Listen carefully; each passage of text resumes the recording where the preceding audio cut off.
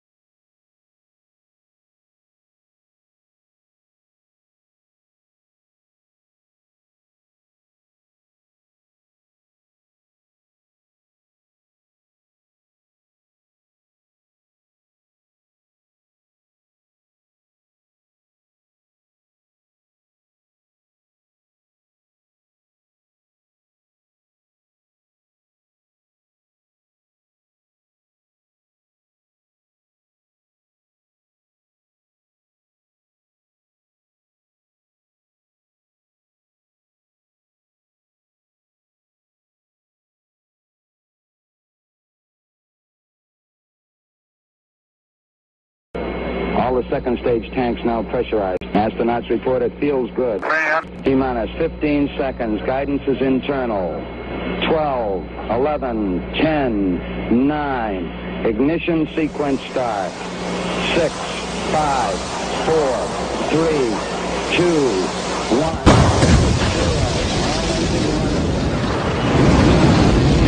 Like a furry torpedo to the jugular.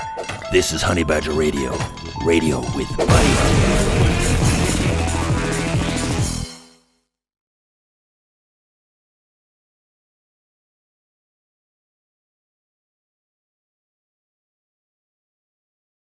Hello and welcome to HBR Talk 363.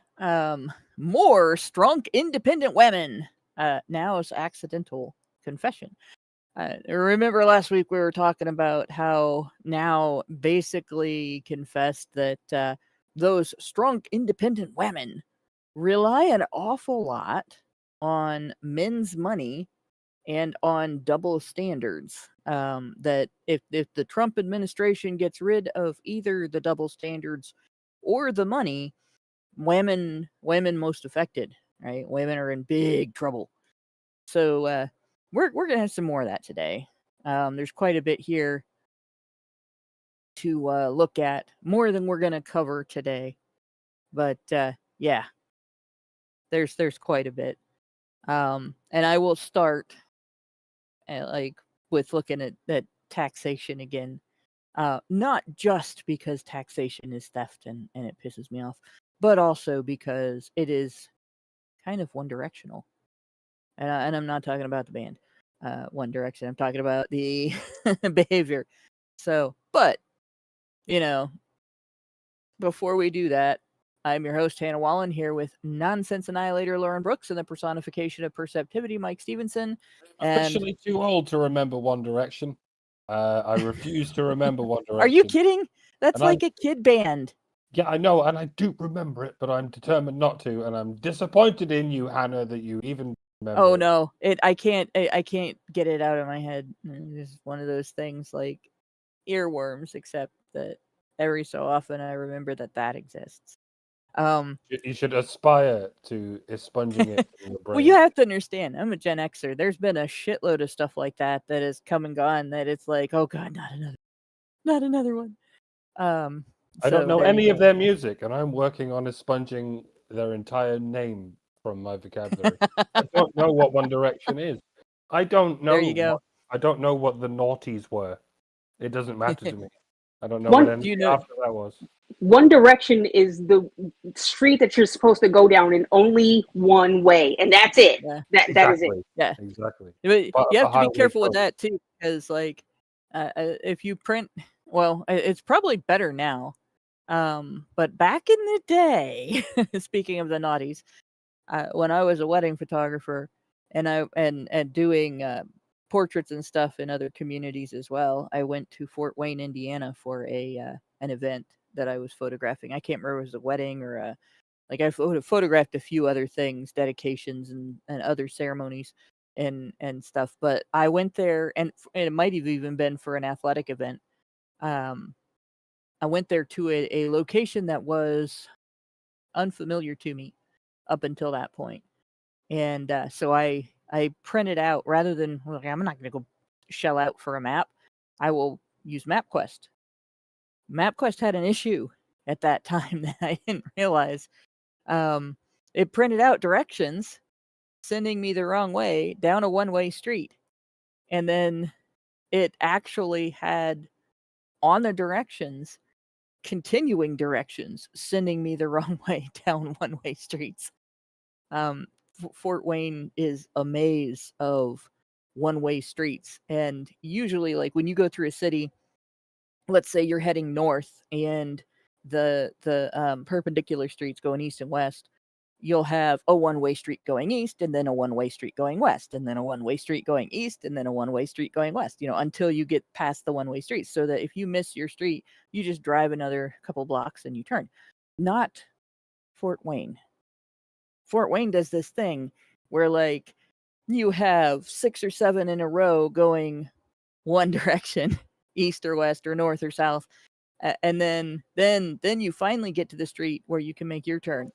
And so if you miss your turn, you go to the next street, and that's fine. But if you miss the other direction, if you're supposed to be going the other direction, it takes forever to find a street that lets you go that way.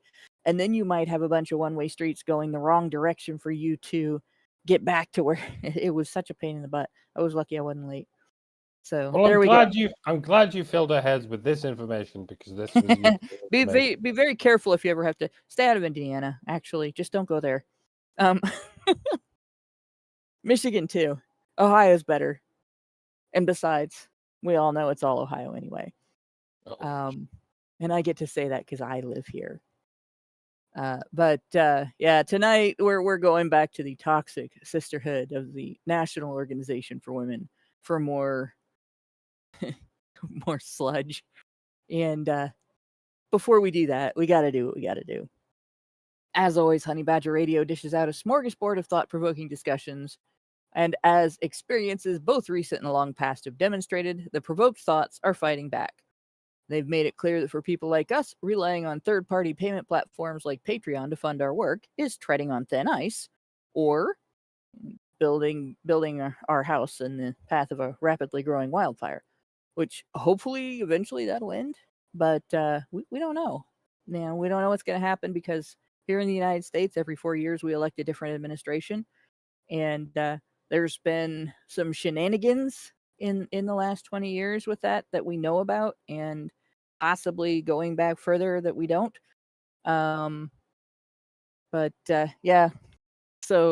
we can't rely on anybody else. We can only rely on ourselves. So in light of this, we strongly encourage our supporters to switch at least their support for us to feedthebadger.com, which is the most stable way to help us out. And if you want to tip us directly instead of relying on any social media platform's tip jar, the link for that is feedthebadger.com/justthetip.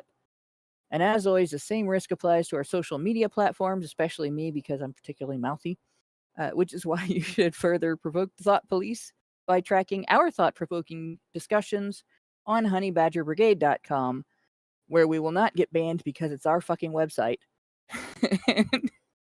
So you can find your way to all of our content there, as well as a link to feedthebadger.com in the drop-down menu at the top of the page. And yeah, there we go. Right, the First Amendment protects us from government censorship. It doesn't protect us from the changing standards of the internet and the censorship of private companies. But with that, let's get into the meat of the discussion, the actual thought-provoking discussion. And we'll start provoking the thoughts tonight by pointing out the fact that they don't pay taxes. Like, they pay taxes, but they don't pay as much as men, and then they get a bunch of it back. So just a reminder, aside from a few women who are working household breadwinners, like Lauren, there's not, and I guess I'm in that category too, but I'm a married household breadwinner. I'm not always the head of household on our taxes, but sometimes I am, because my income is higher. Just depends on how much overtime I worked in the last year. Like last year, I worked so much overtime that my income was higher. That's not what my husband gets paid more per hour than I am. That should tell you something. That I worked so much overtime that my income was higher. But as I have highlighted here, unmarried women, it says, face a significantly lower average federal income tax rate than unmarried men, 6.3% versus 10.9%. Now, that's on average, right? We're talking most women don't have the conditions that most men have, which is the only person that they get to count as a dependent is themselves, right? Men only count themselves as a dependent if they're single. But there's quite a number of single women who have decided to reproduce with men they were not going to marry and make a household with. And so they are counting at least one child as a dependent on their taxes. And they're eligible for things like the Earned Income Tax Credit and then also a lot of public assistance. But the Earned Income Tax Credit actually reduces the amount of taxes that you owe, and in some instances can even, if you are a single parent with children, plural, in your home, you can end up getting back more than you paid. So you get back somebody else's taxes in that situation. And that is generally a Whammon thing. That is not generally a man thing. So it's like a direct ripoff there, in my opinion. And what that actually ends up panning out to, just this paper was cited by Google when it said this, and it's AI when it said this. A study found that unmarried male filers had an average tax liability of $5,221 as compared to $2,639 for women. So that's men having double the liability that women have in taxes. Men are paying double what women are paying. Men, and honestly, the few women who remain childless and then aren't married, because there's enough women now that when they don't get married, they are not remaining childless, that they're not having to pay much, and they may be getting some back. So it's sort of, it skews the numbers for women who are single and responsible, because those women are probably paying closer to what men pay. Now, if they do the work-life balance thing that a lot of women do, they may not be making as much money as their male counterparts in the same professions, who may be working different hours than they're working. Then they're going to pay less taxes as well, because our system penalizes you for working harder and earning more money. So just to start out, that's where, with that in mind, you know that most of the taxes are coming from men. Men are paying twice as much into the system out of the gate as what women are paying into the system, right? And we were looking last week at things like Social Security and all the DEI things that women sort of pushed for and voted for over the last several years, that do increase the cost of everything, because you now have human resources has to adjudicate that, I guess, administrate that, however you want to.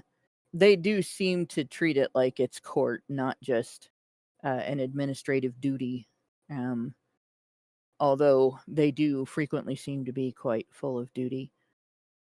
But so we looked at some of these other previous items, and a lot of it turned out to be things like, there was one of them that was COVID money that they thought should just be indefinitely part of the budget now. There were things that directly represented men being taxed to pay for women's stupid choices. And then there was also like the Social Security thing. Did we actually read the article on Social Security? I don't think we did. But what the article basically described is that the overwhelming majority of Social Security recipients are female, not just in retirement, where they are the majority in retirement, because men die sooner and women retire sooner. So you have, not only are they're receiving longer at both ends. They're basically burning that candle at both ends, which is part of the reason why the Social Security system is in dire straits, but it's mostly because it's a pyramid scheme. But or you could consider it maybe a Ponzi scheme if you don't like the term pyramid. They're pretty similar in some ways. But they're also the majority of people who receive disability payments through Social Security. And they're more the majority of people that get approved. And a lot of it is, like when you look at different types of disability, like people who are receiving disability due to loss of bodily function from an injury, a lot of those people are men, but they're getting workers' comp payments and things like that, and so they're not receiving maybe as much, or they're not relying on the Social Security disability system, or they might not be eligible to receive disability because of their workers' comp money, depending on how much they get. And then, a lot of times men will struggle to not be disabled even when they are. And they'll have a disability that would qualify them, but they'll find something they can do. And I saw this with my uncle. He just had terrible luck. He had a really bad injury when I was a little kid, and it was gruesome. He got his arm caught in a rubber press at a tire plant, or a rubber processing plant. And it crushed the bone, and they should have amputated his arm, and they didn't. And what they did do to try to save it just sent him on his body just didn't like it, I guess, and it sent him on this cascade of other health problems. And so he ended up, well, then he also had another piece of bad luck where a doctor left a sponge inside of him after he got his appendix out, after his appendix, went kaput after the work injury. So he had one arm that couldn't be used, and he had chronic pain from that. And then he had this injury, peritonitis, that took a little bit from every organ in his gut. And his entire stomach had to be removed. Not like just the, I can't think of the name of the surgery, bariatric surgery, where they remove part of it, or they use the band and they cut off. They took his whole stomach out, no stomach. And they took part of his small intestine, and then his esophagus was attached directly to his small intestine. And he had chronic pain from that too. Like every day, it felt like all day, like he was being punched in the gut. And he went through several other deteriorations of health as a result of that. Like his whole diet had to change. He became a diabetic because of the damage to his pancreas. And his liver had damage. Like it took a long time to recover from that. Your liver is one organ that does regenerate, right? So he went through all that, and they put him on disability. And he ended up having to reapply, I want to say 4 times to my memory during his lifetime, because he found things that he thought, I can do that. And he tried, and there's a limit, but he just could not stomach, no pun intended, the idea of being disabled. It just didn't sit right with him. He was a very independent man, and he went through a lot of other troubles because of that, because they put you on pain medicine for stuff like that. And in the 70s, they weren't very good at assisting people in monitoring their use and protecting themselves from addiction and stuff like that. So he struggled. He had all kinds of struggles that he went through because of that.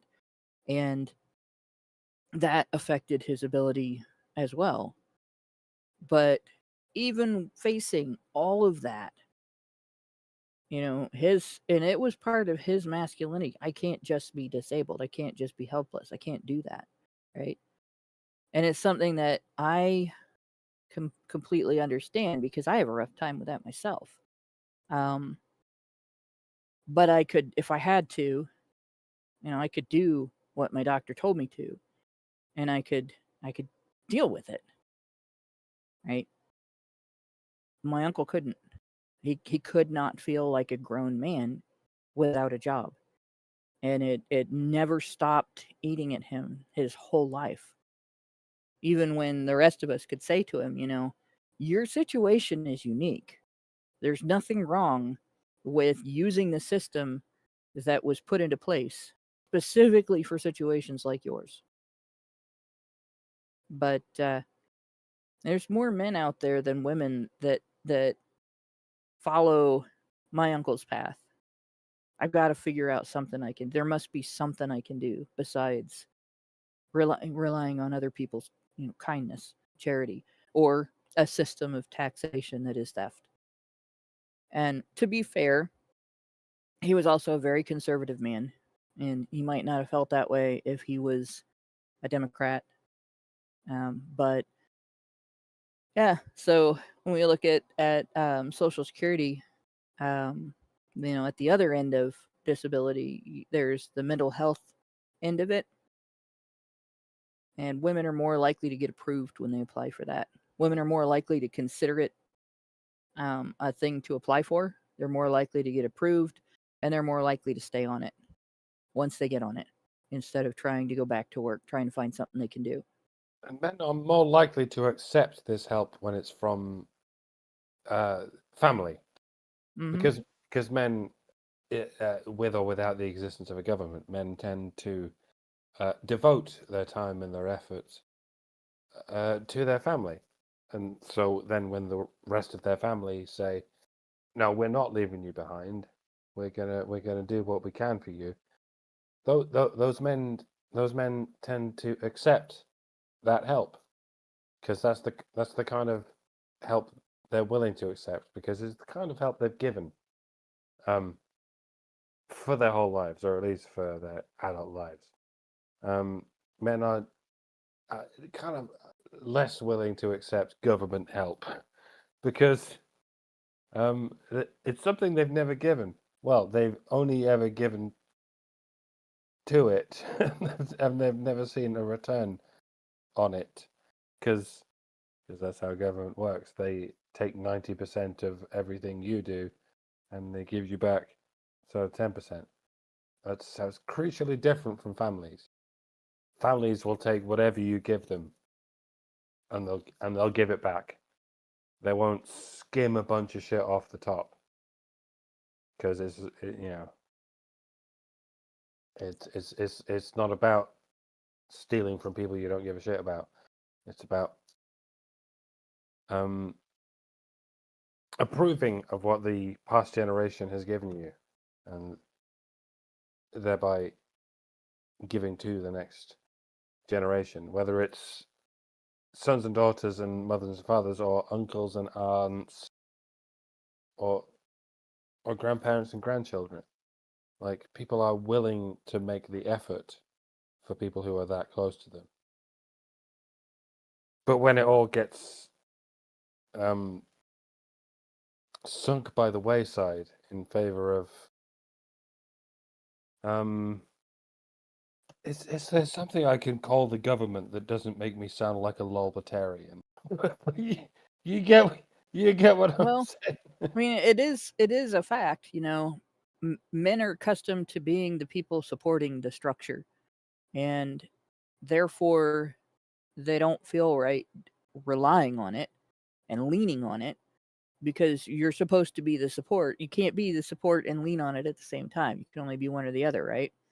Women are used to being the reason for the structure, and so they feel okay relying on it.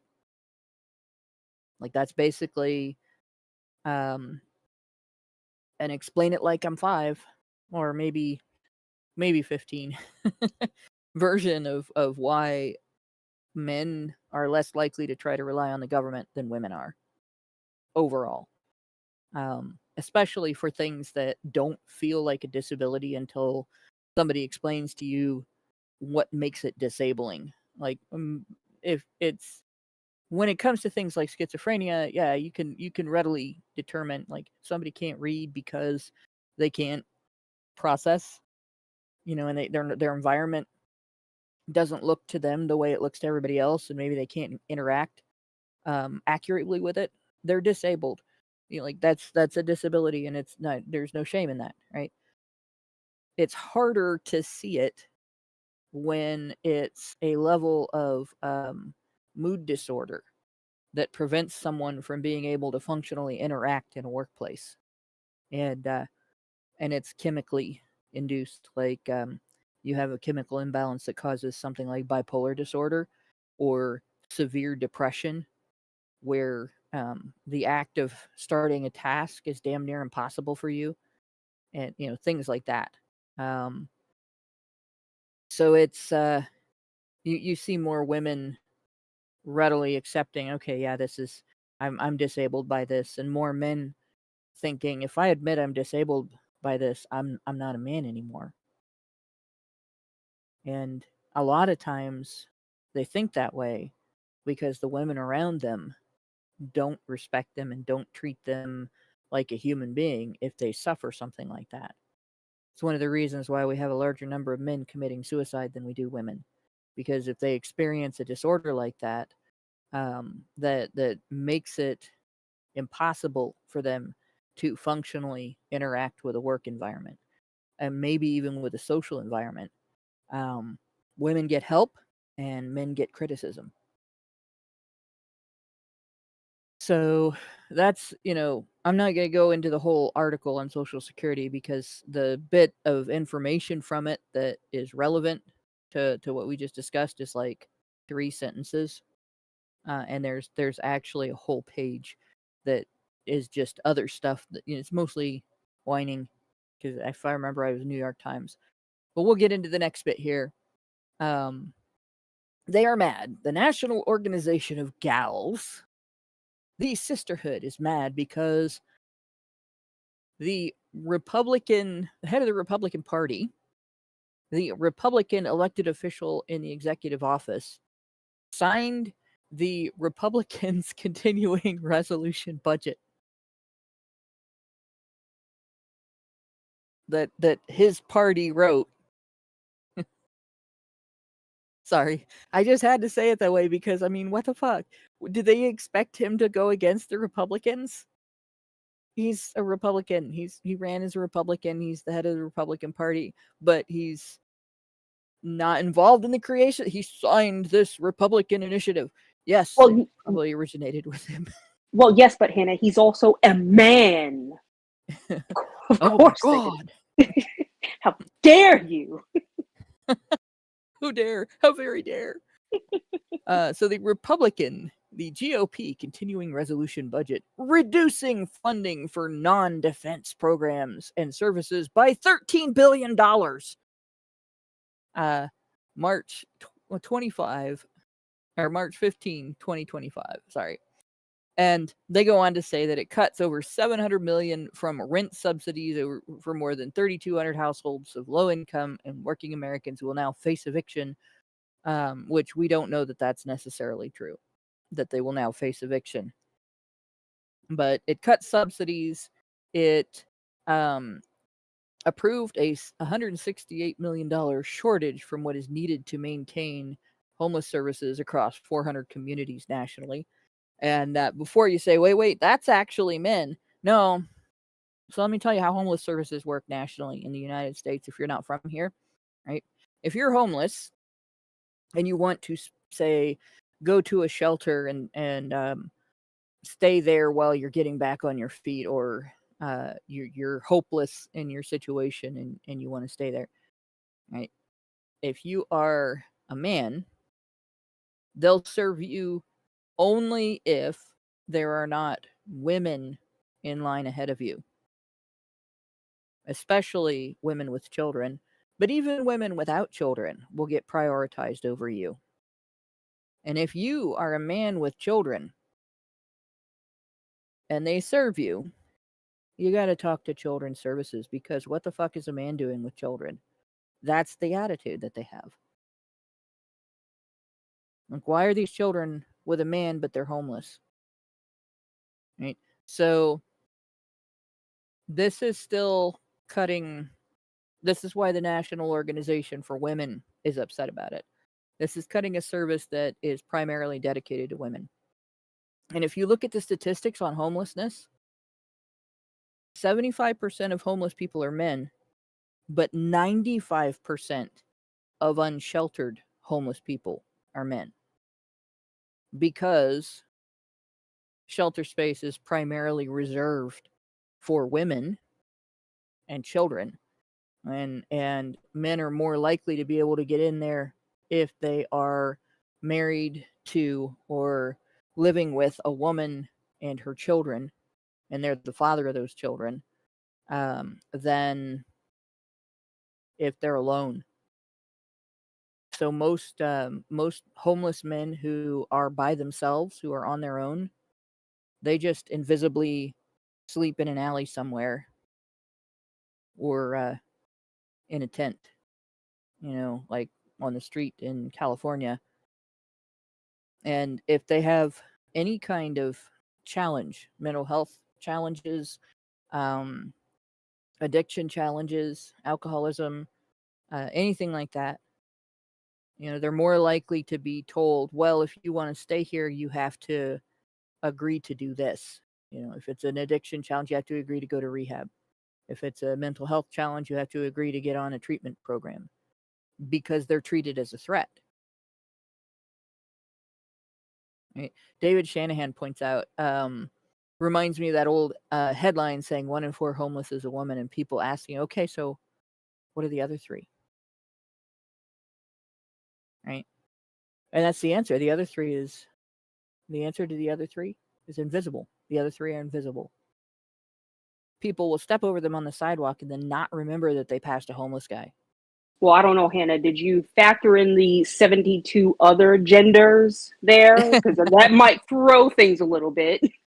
But every one of the the 72 genders that has a penis has to wait in line for biological women at the door of a homeless shelter to get let in first. The value of homeless animals seems to be women at the top, men at the bottom, and dogs in the middle. Like people look upon a homeless woman and they say, we have to home this woman. People look upon a homeless man and say, we have to home his dog. Yep. That sounds like a joke, but it's not even a joke. It's true. People have more empathy for dogs than they have for women, for men. And I'm not saying, I'm not trying to brute force anything, right? I'm just saying, there's a lot of priorities skew with in that thing there. Yeah. Our priorities are skewed. There's a couple. It's not that we shouldn't serve women; it's that we should serve both sexes. And since the overwhelming majority of the crisis is men, instead of saying, well, we're going to prioritize homeless women and these men can just go fuck themselves, we ought to look at, why is this happening and how can we expand the system to help actually solve this problem instead of just sheltering people. And there are other things that we could be doing. If you look at the percentage of homeless who are men, within that percentage are a number of men who have been told by a judge, you should be earning this much. And that's what I'm going to base your child support and your maintenance for your ex-wife on. And if you don't pay it, I'm going to put you in jail. And we're going to ruin your credit. And we're going to take away your driver's license and a bunch of other punishments. And when you get out, we're not going to do anything to help you get back on your feet because you are a deadbeat dad. Even if he's working and he's paying based on what he does earn. And it's on him, while that money is being garnished from his checks, to hire a lawyer and fight that battle and say, well, actually, I only earn this much and I'm only able to earn this much. And the child support and maintenance should only be based on this much. And sometimes a judge can say, well, you used to earn XYZ, and so you can earn that much, right? Even if the situation has changed and no, he can't. Like there have been men who are disabled, who have been made homeless and destitute because a judge has said, well, before you were disabled, you earned $60,000 a year. Why can't you do that now? You can't use your disability as an excuse, right? And they'll take it out of his Social Security income or out of his workers' comp. And you get this complete and utter lack of compassion for the humanity of the father. because the mother can't work hard enough to support herself and her children. Not because she's incapable, but because she's incompetent. Because she's a Well, woman. he should never have put his penis in her. That's what that means. It's totally his fault because he impregnated her. So he's all to blame. See? And I've That's how seen that works. even in cases where like they were married and she cheated and left, and then the other guy dumped her and she's on her own now, and now she's demanding, she won't go back, but she wants his wallet and she wants to squeeze blood from a turnip. And the judge is like, well, this is still your fault, even though it was her stupid choices. The state steals from men to pay women to make stupid choices. And yeah, there are situations that are the classic situation that people refer to as deadbeat dads, right? And quite frequently, they involve women who knew the guy was a dipshit when she fucked him. Right? There is a solid, irrefutable cure for the single motherhood epidemic in the United States. Teach our girls not to fuck dipshits. That's a really simple lesson. You can teach it in a 5-minute conversation. There is even a stupid sermon that goes around different churches about Ruth and her Boaz, which is like one of the supposed great romances of the Bible. If you're a female Christian, that they're like, oh, this is so romantic. She kind of entrapped him. And he went, oh, you don't have to do that. I already love you, which was like, still, after she tried to do that. But, it is what it is. Like, we are all aware of this kind of thing, right? But they go on and say, yeah, you should be looking for your Boaz. Don't fall on the way for dumbass, broke as, and it goes on this whole list of different, ending in as because of the ass pun. And women don't they make that mistake every single time. They don't vet guys for character. They don't consider the consequences of making themselves vulnerable to the potential for having to rely on somebody that they knew was unreliable when they chose to get involved with him in the first place. Like, it's not a matter of whether he should become reliable because of the situation that you guys created together. It's a matter of, predictability, right? If he was going to become reliable, most guys, they'd be reliable already. And if they're not, you getting pregnant isn't going to change that. And if we teach girls that, they will protect themselves from that situation in much larger numbers than they are doing right now. Right? And the thing that's really bad about it is not only is that situation making a few guys homeless, more often it's the other situation where she wants a divorce, but she wants his everything about his financial commitment to the marriage. She just doesn't want to have to commit anything to him anymore. But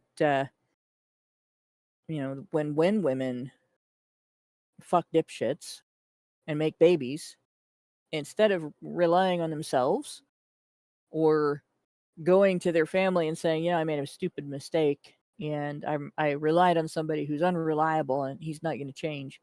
Can you help me get myself established? They rely on you and your tax dollars. And we're all out here telling women not to fuck dipshits. And we're all out here telling men not to fuck dipshits. But there are sort of different levels of what the average man considers dipshitty about the average woman, and vice versa. Like, men, no matter how you tell them not to fuck a dipshit, they don't know what a female dipshit is. They're just taught that all women are angels, and that there's almost no such thing as a dipshit. Well, she's got a body count of 200, and she's got an OnlyFans. She's got a visual body count of like 2,000. Well, that's not a dipshit. None of the above counts as a dipshit. Whereas women are taught, oh, he only owns 5 figures. Well, he's a dipshit. Like, yeah.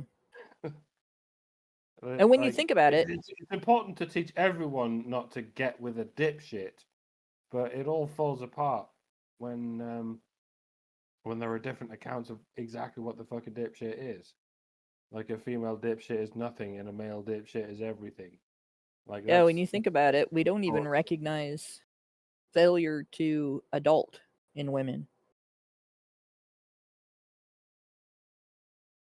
Yes. Like if you meet somebody and they're 30 years old and they've never had a job, right? They still live with their parents. They aren't looking for a job. They spend all day online and enjoying some social activity, whether it's video games or social media, whatever, it doesn't matter. But they don't make any money at it. They're not doing it for a living. They're not necessarily even great at it. They just do it because it's what they want to do. And they don't have a plan in the future to support themselves, to become self-supporting at all. Right? We have a very different attitude in Western society, depending on whether that is a man or a woman. If it's a man, everybody's like, well, that guy's bad news. Like, what is wrong with that guy? That, you know, like, he should have had a job 10 years ago, maybe even 15. And by now, if he's living alone, he should have his own house. Like, why isn't he married? Why isn't he dating anyone? Well, maybe it's because he's you know, living in mommy and daddy's basement, blah, blah, blah. Does he have a neck beard? Right? But if it's a woman, and we don't necessarily look at it that way, why hasn't some man come along and rescued her from this situation? Right? And if your child came to you and said, I'm going to get married, this is a person I'm going to marry, and that was that person's living arrangement, people do not tell their son, you know, this chick is never going to be any good for you. She doesn't do anything. But they will say that to their daughter. This guy is, you're not going to, you know, you're going to be supporting this guy for the rest of your life. They won't say that to their son. You're going to be supporting this gal for the rest of your life. Why? Because it's expected. It's expected that he should support her for the rest of his life. It's not expected that she should support him at all. Not even be half of the household income. Right? If she earns 20 to 30% of the household income, people act like, oh my gosh, she's working really hard. Even if they don't have kids. And even if she's not doing the housework. And if a guy is a high wage earner and his wife doesn't work and her whole day is just free time, whatever she wants to do, nobody turns around and says, oh, you know, this woman is just using this guy for his money. But if you have it the other way around, well, he's a boy toy and he's a gigolo and he's just using this girl. If you use the term gold digger to describe a woman in that situation, you're sexist, right?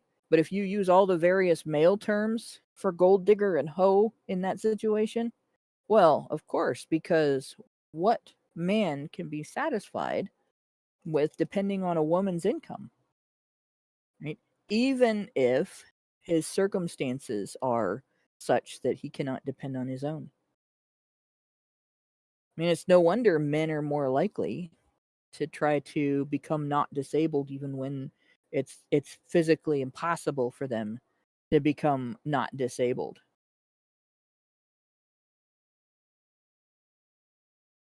But yeah, homeless services, you know, we're looking at, and I will say I looked into some of this, these so-called budget cuts aren't. There was a proposed budget increase by the Biden administration that didn't get adopted by the Trump administration, and then there was a budget increase by the Biden administration that got the kibosh put to it by the Trump administration. So he basically just went back to pre-2024 budget on most of that. It's almost entirely just not a huge budget increase. And then some of it is the end of COVID money, and some of it is the removal of DEI money. It then goes on and says, this about jeopardized funding allocations for programs assisting underserved populations, such as healthcare or health workforce training, minority health, and women's health, college preparatory programs for low-income students, historically Black colleges and universities, and Hispanic-serving institutions. There isn't a college in the United States that says you can't go to school there if you are Black. There's not a college in the United States, a university in the United States, that says you can't go there if you are Black or Hispanic or a woman. We don't need special institutions just to segregate away like the Black population or the Hispanic population or the female population, so they don't like contaminate the other universities. Okay, they can go to school with everybody else. They're just as capable, and should not be singled out like that. That's bullshit. But the Democrats have always enjoyed their segregation. And then of course the other end of it, there isn't any kind of funding for universities that exists in the government that is available to everybody except historically Black serving and Hispanic serving universities. So this was DEI money, right? And then you have the health workforce training and stuff. Here's the way the government handles funding for health force training is that they fund agencies and departments that write rules and regulations and then hand them down to your healthcare employer to inform your healthcare employer that they are obligated to do this new type of training or include this new thing in the curriculum or change their existing curriculum to exclude something that they were teaching before, and at their expense. There's not so much money being used to help the employers actually do that. And in fact, for things like first aid training and stuff like that, a significant portion of what employers like mine do comes from the Red Cross. They rely on the Red Cross. And they're not relying on them where the Red Cross is giving them this stuff for free. They buy it from the Red Cross at their own expense. Gutted funding for substance abuse and mental health services. Let's see if this is one of the ones I actually had open. Doop-de-doo. Yeah. I think this is...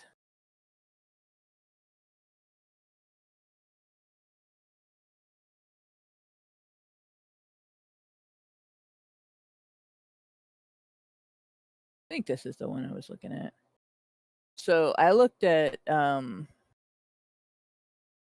that's SAMHSA, which is I guess the Substance Abuse and Mental Health Services Administration, what it does, and the Substance Abuse and Mental Health Services Administration isn't an agency that creates, like, there's not SAMHSA clinics that you can walk into that SAMHSA funds and runs and does all the hiring and human resources and all that. They give grants to outside organizations to, like based on what they do, to do these services, right? And so I thought, all right, so they run these programs. What percentage of programs overseen by SAMHSA are dedicated specifically for women? And of course, now Google is very dodgy on this. They don't want to answer that question. So they start out by saying, well, they recognize the need for specific programs tailored to women's behaviors and health needs, but they won't say what percentage, right? But they'll go on and say 87% accept women as clients, but only 41% had specific programs or groups for women. Programs for pregnant and postpartum women. In 2005, only 17% of treatment facilities offered programs. That's a long time ago for that to be the most recent information, by the way. So they had to go back and look. The AI had to go back to 20 years ago. Like, that information is 20 years old. I wonder what the percentage is today. But apparently it didn't find any information on that, which means either the complaint no longer exists today, or it wasn't important enough for anybody to fight for it. But they did recently increase funding for women's health, specifically women's health, right? And so I thought, all right, that doesn't really tell me how much is, like exclusively for women. So I asked that directly. What percentage are dedicated exclusively for women or girls? And it has this whole list, right? Many treatment programs offer gender-specific or gender-sensitive services for women and girls. And it mentions women and girls in this, right? With such as gender matching with counselors, gender-specific treatment groups, and gender-specific treatment content, whatever that means. There are treatment programs that exclusively serve women, target pregnant women or adolescent girls, or provide specialized parenting services. Increasing fundings for initiatives specifically aimed at improving women's behavioral health, right? There are programs like the Women's Addiction Services Leadership Institute. So they don't have, again, they won't say the exact percentage, but it's clear that SAMHSA actively supports and funds a range of programs and initiatives designed to address the specific and behavioral health needs of women and girls, exclusively for women and girls, by the way. What about exclusively for men? There doesn't seem to be any information on that. They just give this vague statement about how it recognizes the important aspects of gender-specific programs, but there isn't anything that says it's specific. There's one resource that's been published addressing the specific needs of men, but nothing, no programs, nothing that is exclusive to men.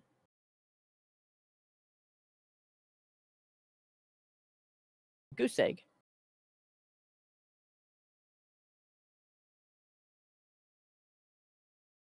Mike, were you gonna jump in? I'm having trouble with the mute button like you sometimes do, Anna, and now I have forgotten what I was going to say. Sorry. But y'all can probably, don't apologize. Y'all can probably imagine what I was going to say. Challenge to the chat. What was the doctor about to say? Y'all can probably throw in a guess or two. Best of luck. It's quite interesting. I would have my guess would have to do with the fact that this is kind of a pattern, isn't it? Across all of the various things that we've read. There's always something exclusively for women, and there's always something that's female specific. Women have to have their own little carved out space in any institution or agency or service or goods or anything that are female specific, that are for women, and men are just supposed to be considered the default.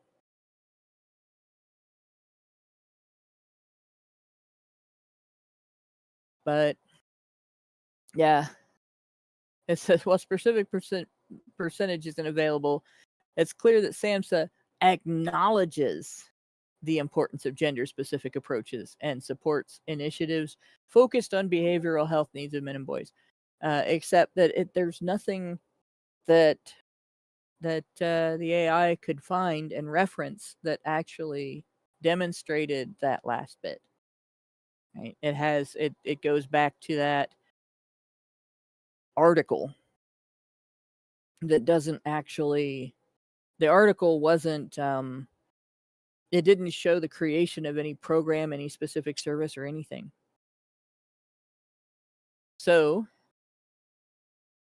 the National Organization for Women is mad that we are not funding programs that are largely female specific, that exclude men.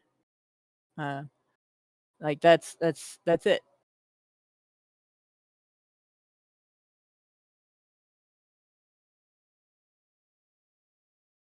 So we look at what is gender specific treatment, and it really doesn't. It gives a little bit of information, but some of it kind of bothers me, right? For instance, let's see. Men are more likely than women to report marijuana or alcohol use, whereas women are more likely than men to report non-medicinal use of prescription opioids. So I happen to have some unfortunate familiarity due to family experiences with that. All right. And here's how it works with prescription opioids in women. And actually, I've had this experience too. You go into a hospital or something with an injury, and they don't necessarily believe that you're injured until you start describing high levels of pain with regard to the injury. You can say, "I heard the bone crack," and they're like, "Well, but how much pain are you in?" You know, like you can see it sticking out of my leg. Well, but how much does, on a scale of 1 to 10, 10 being the worst pain you've ever had, how much does this hurt? It hurts to the degree of, I'm going to strangle you if you don't give me an x-ray. How's that? 11D. That's 11D7. Yes. Like, and I have a terrible time with the pain scale, guys, because like I'll go in and I have had extreme levels of pain at both ends of my body. I had encephalitis when I was 12 from a mosquito bite. And I will tell you this, the pressure from that was so painful that if you had come at me with a power drill and said, "I'll help you relieve some of that pressure, let me drill a hole in your head right now," I would have said, please do, right now. Right? I had a spinal tap for that. They were testing for meningitis, and I got relief from the spinal tap. There was so much pressure. You know, to do this, they don't have a closed container. They have a container that is open, but when they do it, you know, your cerebral spinal fluid's not supposed to like go splattering everywhere. It just goes up into the tube's like super long. It's like a yardstick length tube attached to a needle long enough to get in between the bones of your spine. I know this is probably making some people queasy because I know a lot of people have that queasiness around needles. I don't have that because I had allergy shots my whole life. I'm like a human pin cushion. But when they stuck me with that, all right, the fluid shot clear across the room and splattered all over the wall. Like somebody fired it out of a squirt gun. And they had to actually put something over the top so they could collect some of it. And I'm like, your brain doesn't hurt, but the nerves outside of your brain, inside of your skull, there are pain sensors there. That really sucked, right? So that's my pain, my 10, right? And it makes pain that is normally, you know, something that would put somebody on the floor, like migraine pain for me. The level of migraine pain that causes you to get like for ocular migraines, the glow donut in one eye, where you're you got so much pressure on your ocular nerve that it thinks it sees light where there is no light, usually in the shape of your iris. Um, that's like a 3 or a 4 for me for head pain, maybe. And I don't always notice it until I get to a point where I'm nauseous and I can have a really bad headache and I can be leaning forward with my head, to avoid the pressure in the back of my head and still not realize that I have a headache until I get a visual signal or I start throwing up. And so I go into the ER and they're like, scale of 1 to 10, with 10 being the worst pain you ever had. Well, I had encephalitis. That doesn't work. So exclude that one. Okay. Well, I also got shocked by a power line and I've had, and it burned like my whole body. And I have had 3rd-degree burns on my foot. And those are incredibly painful. People will tell you that they're not, but they are. So yeah. So what am I supposed to do for a pain scale? Right. So I go in and I end up having to exaggerate in order to get people to understand that I'm experiencing pain, at least from my perspective. I have to try to pretend to be normal. But then they don't listen. Like I went in one time because I had a sinus infection, and I'm not going to gross you out with the sinus infection story because it's very similar to the spinal tap story, but with infected snot. Not something y'all want to hear. But I had to have surgery for it when I was in high school. And like today there's other things they do, but back in the 90s or 80s it was surgery. And so when I have a sinus infection that gets particularly painful, like I go to the doctor because there's a danger that it could be the same problem again, where there's openings between your sinuses above and below your eyes and your nose that can get blocked.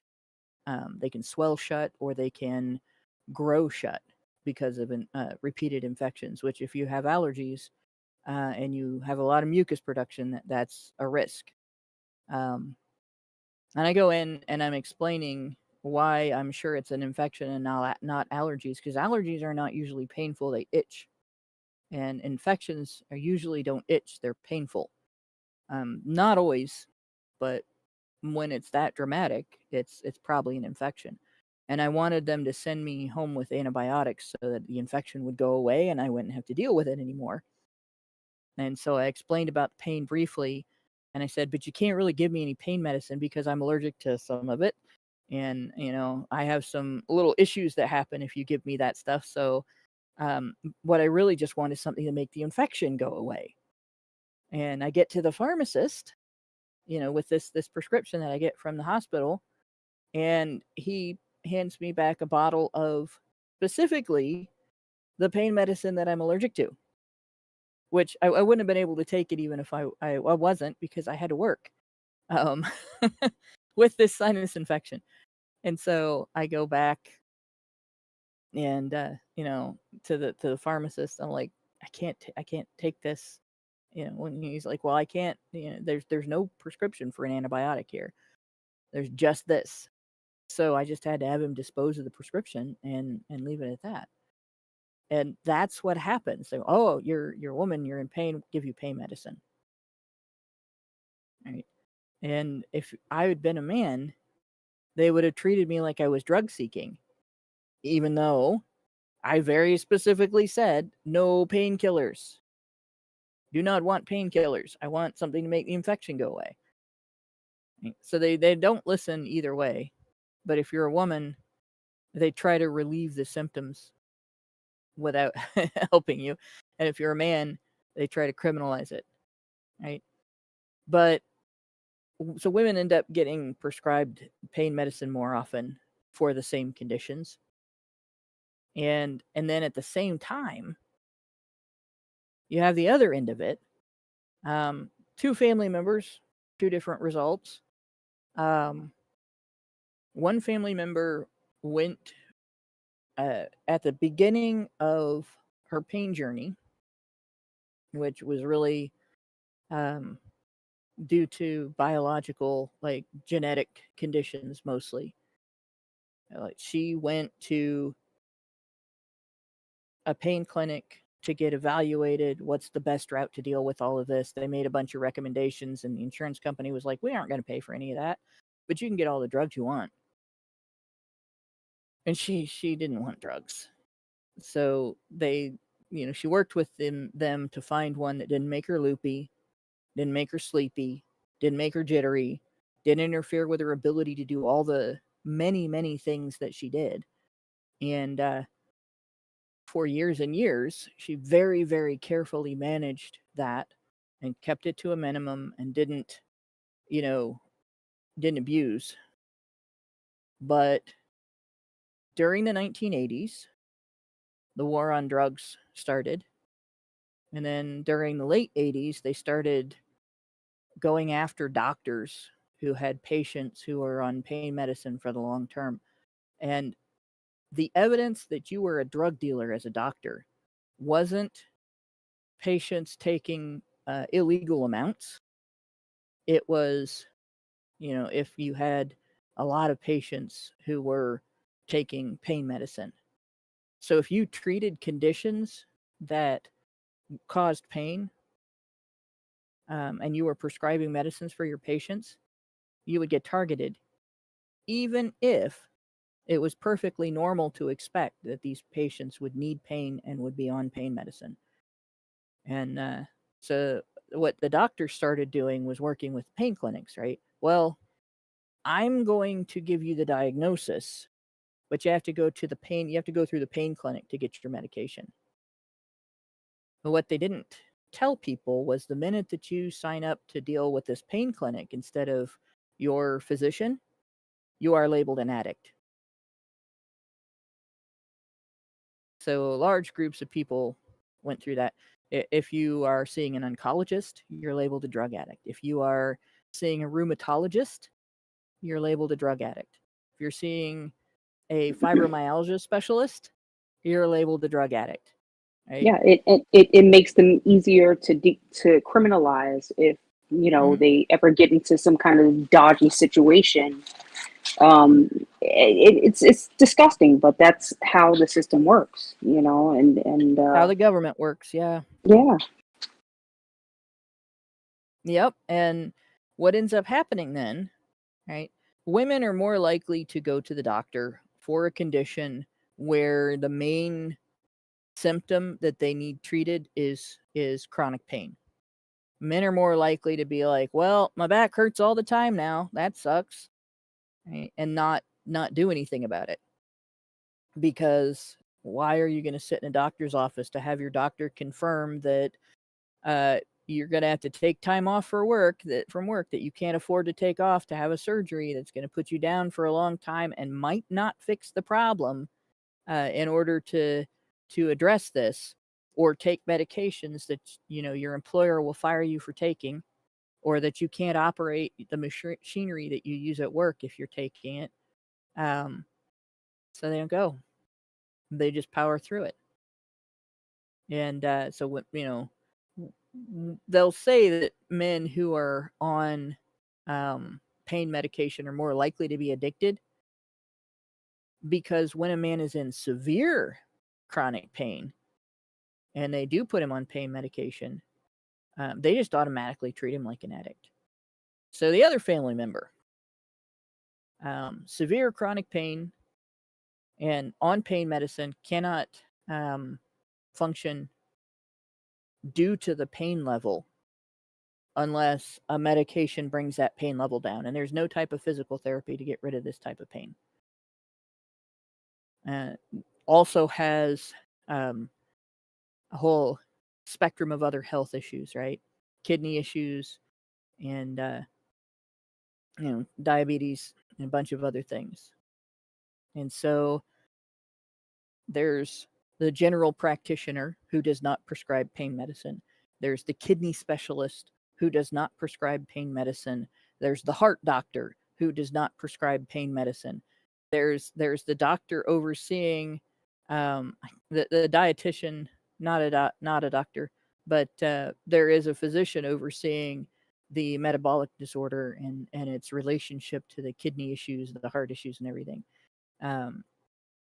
Doesn't prescribe pain medicine because, he's going through a clinic to make sure that the various things that he has to take don't have a drug interaction and kill him.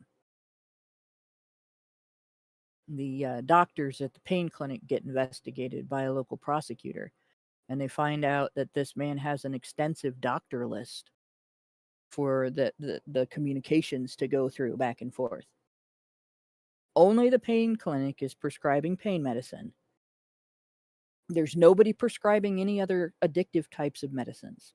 There's just medicines to regulate a heart condition, nutritional supplements, and medicines and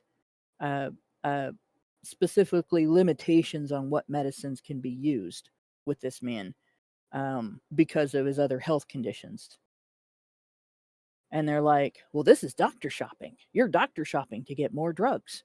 And they used that as evidence in court and obtained a conviction, forced him into rehab, where they said, don't take any more pain medicine than you're prescribed. Kept him for less time than he was assigned and sent him home.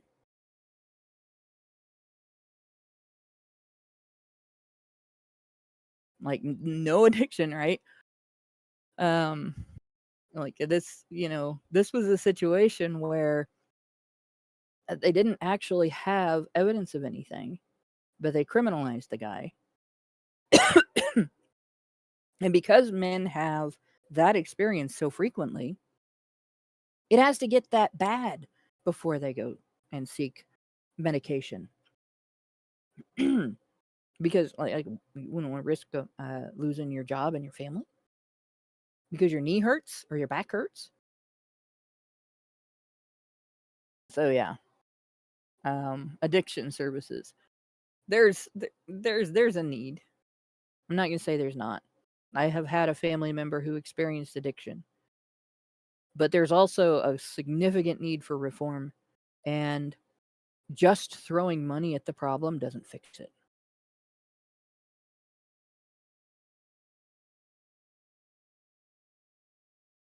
See, we were at the non-defense spending. I started looking into beneficiaries of non-defense spending, and I found something else interesting. And this will probably be the last thing that we look at, because that was the other thing that we, all this non-defense spending. Really don't want to get into the next page just quite yet. Just this little section here, so we can get past that. This is the question that I asked.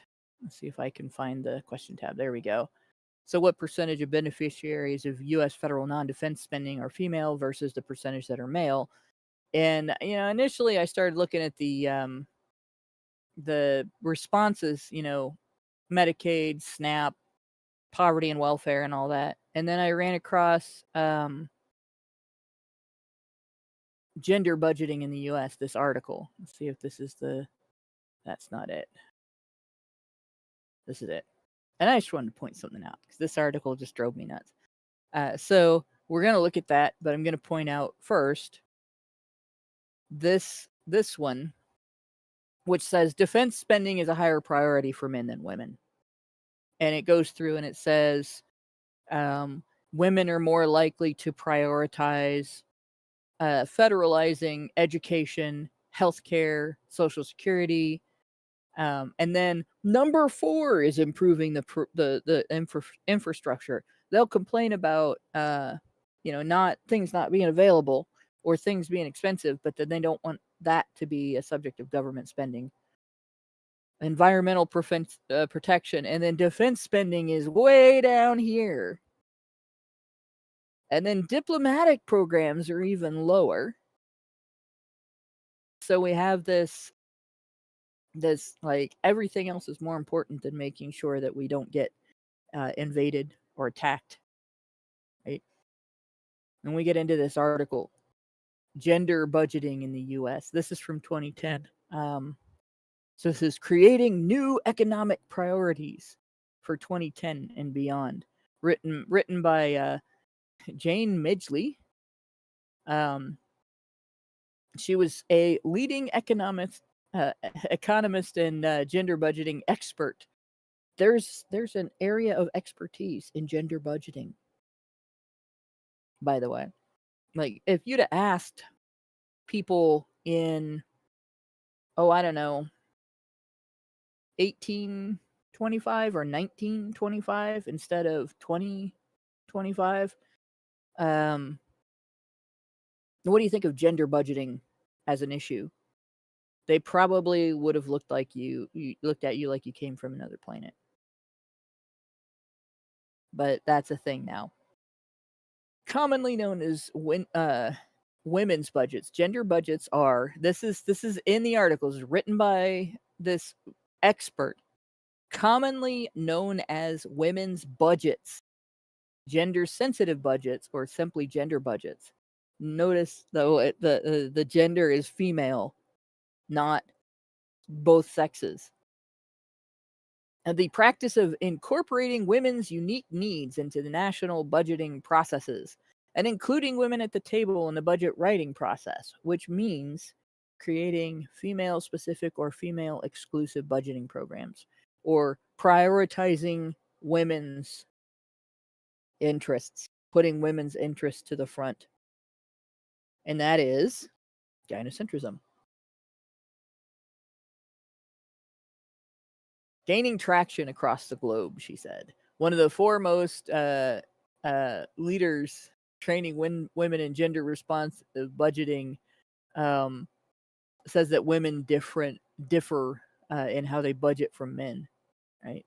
And so then they decided to go into Obama's budget, his proposed budget, and they looked. I've opened these in another tab because they're so small, right? So here is the budget that Obama had for 2010. And this big red area here is military and homeland security. Right? They didn't like that. That's first of all. And then we have all these other little pieces of the pie: education, employment training, social services, energy, environment, science, agriculture, housing, income security. Income security is actually social services. Then we have money that's given to cities, villages, counties, states, and stuff for infrastructure. The court system, right here. Health, so that would be, it belongs in this budget. These two things are kind of together because you have the combination of the Medicaid and Medicare systems under health, and then you also have all of the government funding of institutions that claim to be doing health-related research that we looked at, some of that, and a lot of it turned out to be, how do we get more, disabled, Black, Hispanic women with one specific leg or one disability or something along those lines involved in this area of medicine that's unrelated to anything that we just described about them. International affairs. So all of these are really, really small areas in comparison. They're still big. I mean, we're talking, this is in billions, okay? So it's not $40, it's 40 billion. And this is 779 or 757.9 billion for the military. So she redesigned Obama's budget for him. How very, very feminine. And she really redesigned Obama's budget for him. Like, we'll go back to the original budget. This is the original budget, right? We have a great deal of defense going on here. military and homeland security. She cut that in half almost. And she cut international affairs. Increased a bunch of social programs, right? A whole bunch of it goes into health. She wants to cut the court system. I'm okay with that part. We can do that. She wants to federalize transportation, community and regional development. Does your city get to decide where they're going to put their bus station and how they're going to do their roads and whether or not they want to have a trolley? We have a trolley here in Dayton, by the way. I don't know how many cities do that, but it's I think it's kind of quaint. But I imagine that it's probably not as cost effective as people think it is. But it's electric, by the way. It runs. They're electric lines. It runs on electric lines. It's really interesting. But yeah, instead of the people of, say, Dayton, Ohio, deciding what the transportation needs of Dayton, Ohio might be, and funding that through taxes paid to the city of Dayton, she wants the federal government to decide, and then the federal government would pay through taxes that are taken from people all over the country. She wants more housing subsidies and probably more green energy. The federal spending on energy is not helping necessarily people pay for their energy. It's funding, making stupid devices that don't necessarily work as well as what we are using now, but fit in with a green agenda. And then she wants that sweet federalized education system that the left has been using to indoctrinate your children. Like that's her budget. Y'all ready for a woman president now?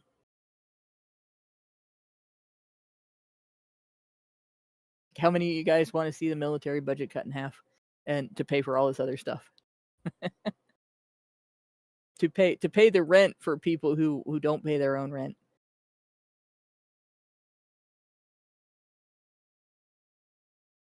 Did I lose you guys? Sorry, I'm having technical issues. Can you hear me? Yes. I can hear you.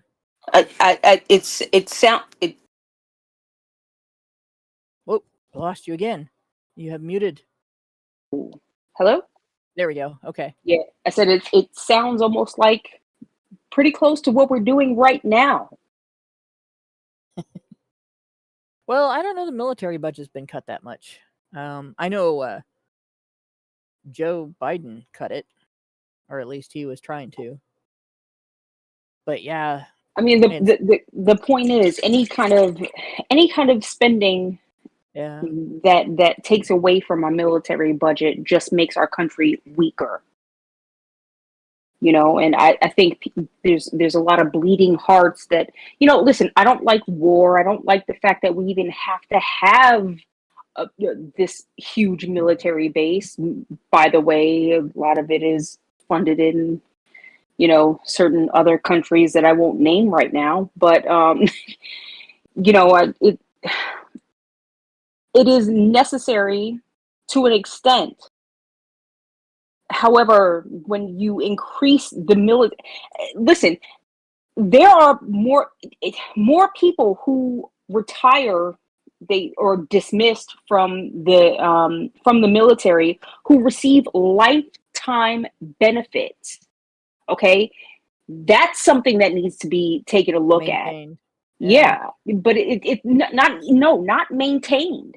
I mean, there's some people who genuinely actually need their disability benefits, but there are some people who are absolutely taking advantage, and it just seems like the military industrial complex is perfectly fine with bankrolling these people who somehow they have this major disability but are able to go out into the public sector and earn six-figure salaries. Oh yeah. So they shouldn't be collecting for the military if they're doing that. Yeah, but it's a lifetime benefit. I mean, there's Right. something that has to be done about that. You know what I mean? And Right.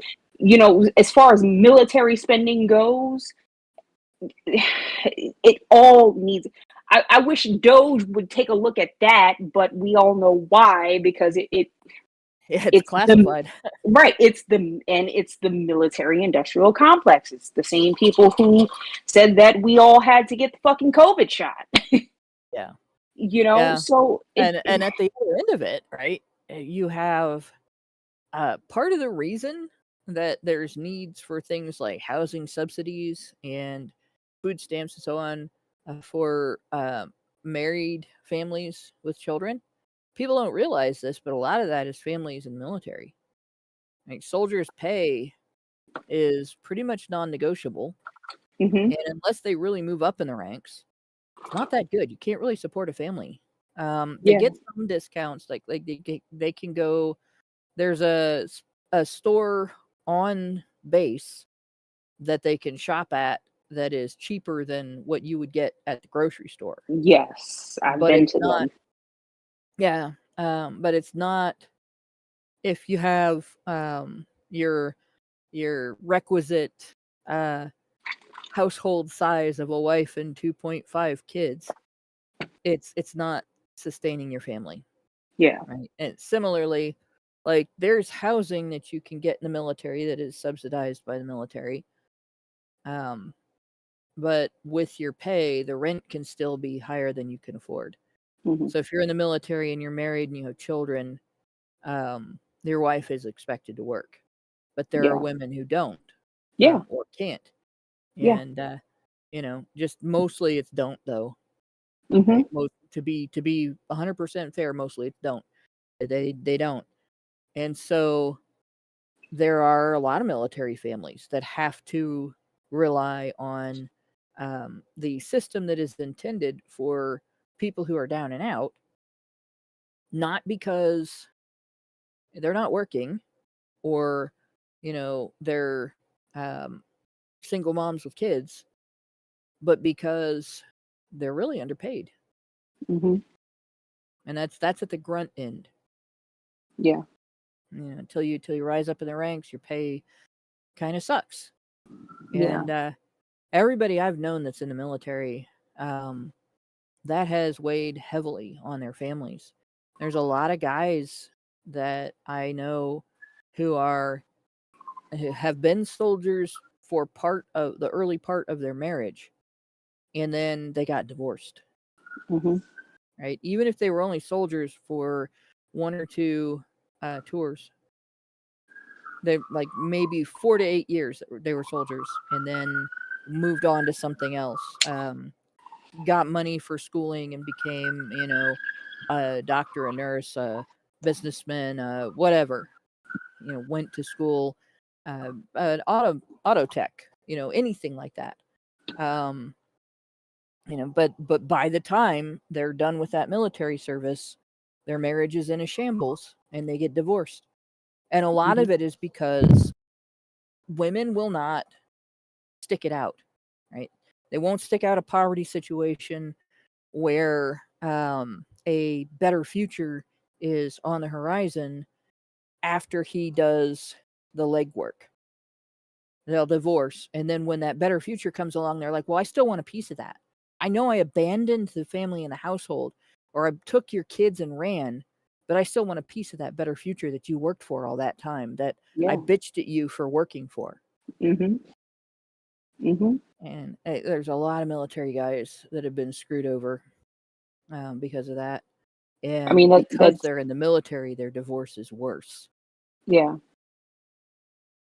yeah, But I don't, yeah, at the other end, you get the brass that are like, they retire and they're making huge sums of money, and then they're also doing these big speaking tours and so on, or they've retired disabled, so they're retiring early, and then they're doing, oh, I'm making this much money from this book, or I'm making this much money from this speaking tour, and so on. And if it's a civilian world and you're disabled, um, aside from like workplace injuries where you can sort of depending on the injury, a lawsuit against the employer can result in a big settlement if your injury is pretty severe. Right? You lose a limb or you lose an eye or something along those lines. The courts can be fairly sympathetic. But if you have a heart attack and you become disabled because of that, that disability, if you write a book and you make $1 million on your book, you're not eligible for that disability anymore because you made $1 million. So you're covered. The Social Security system doesn't have to cover you anymore. Right? Mm-hmm. But if you're in the military and you have a heart attack, not a thing that's necessarily a reason to consider it work related any more than anybody else's heart attack is work related. And you write a book and you make $1 million on your book, you still can collect that disability. Yeah.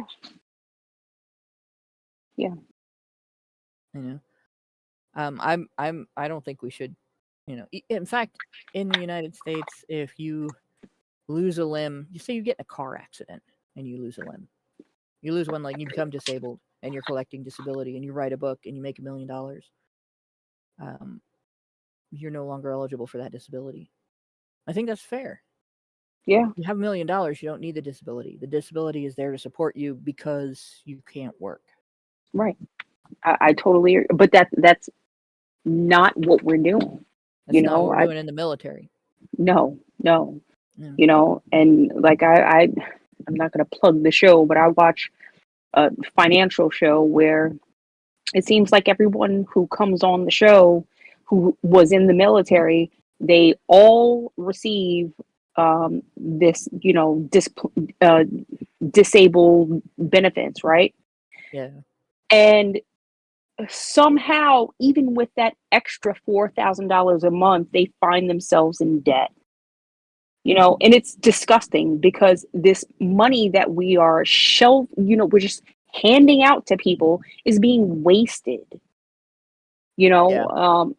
So I feel a certain way about it. Listen, the people who have major injuries, like lost a leg, lost a limb, lost whatever, have PTSD, like serious PTSD, not just, oh, I can't go into a grocery store because this white guy oppressed me. That's not, you know what I mean? That's bullshit. But again, there needs to be a major reform of the system. But what does that look like? And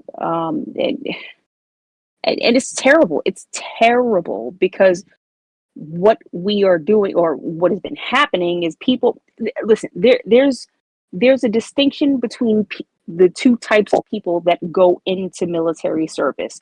There are those that go to honestly fight for the country, who believe in what we're doing, and there are those that go into it specifically for the benefits, even if it's just, oh, well, they pay for my college, right? Okay, that's fine. Listen, I have no problem with that. But if you go and enlist and barely do the bare minimum, and you fall down and you sprain your ankle, and I can't work, I can't be in the military no more, and then you get disability for life, $4,000. I think that's the minimum, $4,000 a month, full life. Yeah, it's disgusting. But there's another aspect to that too. Like, our disability system sort of is all or nothing. Yeah. Right?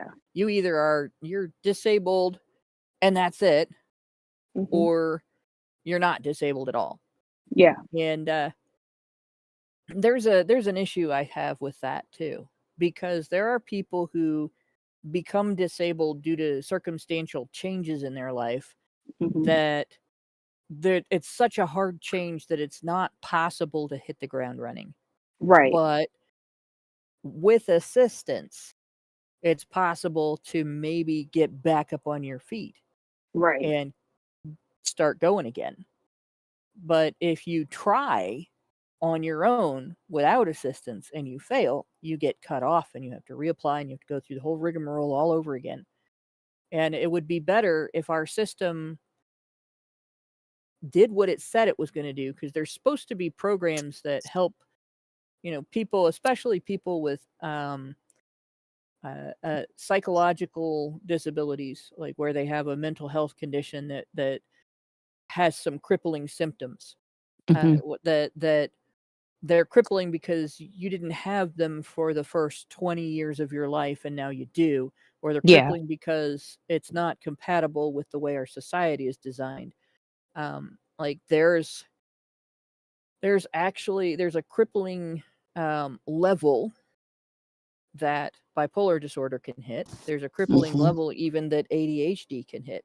But you can assist people in developing mental tools that will help them do certain types of jobs where they could actually have regular living. They could earn more than they would be able to get from disability, and they wouldn't be draining that disability system. Yeah. But instead, the government's like, well, if you try to work, we're going to take it all away from you. Yeah. That's it. And that's all you get. There are people, like I've worked with people in wheelchairs.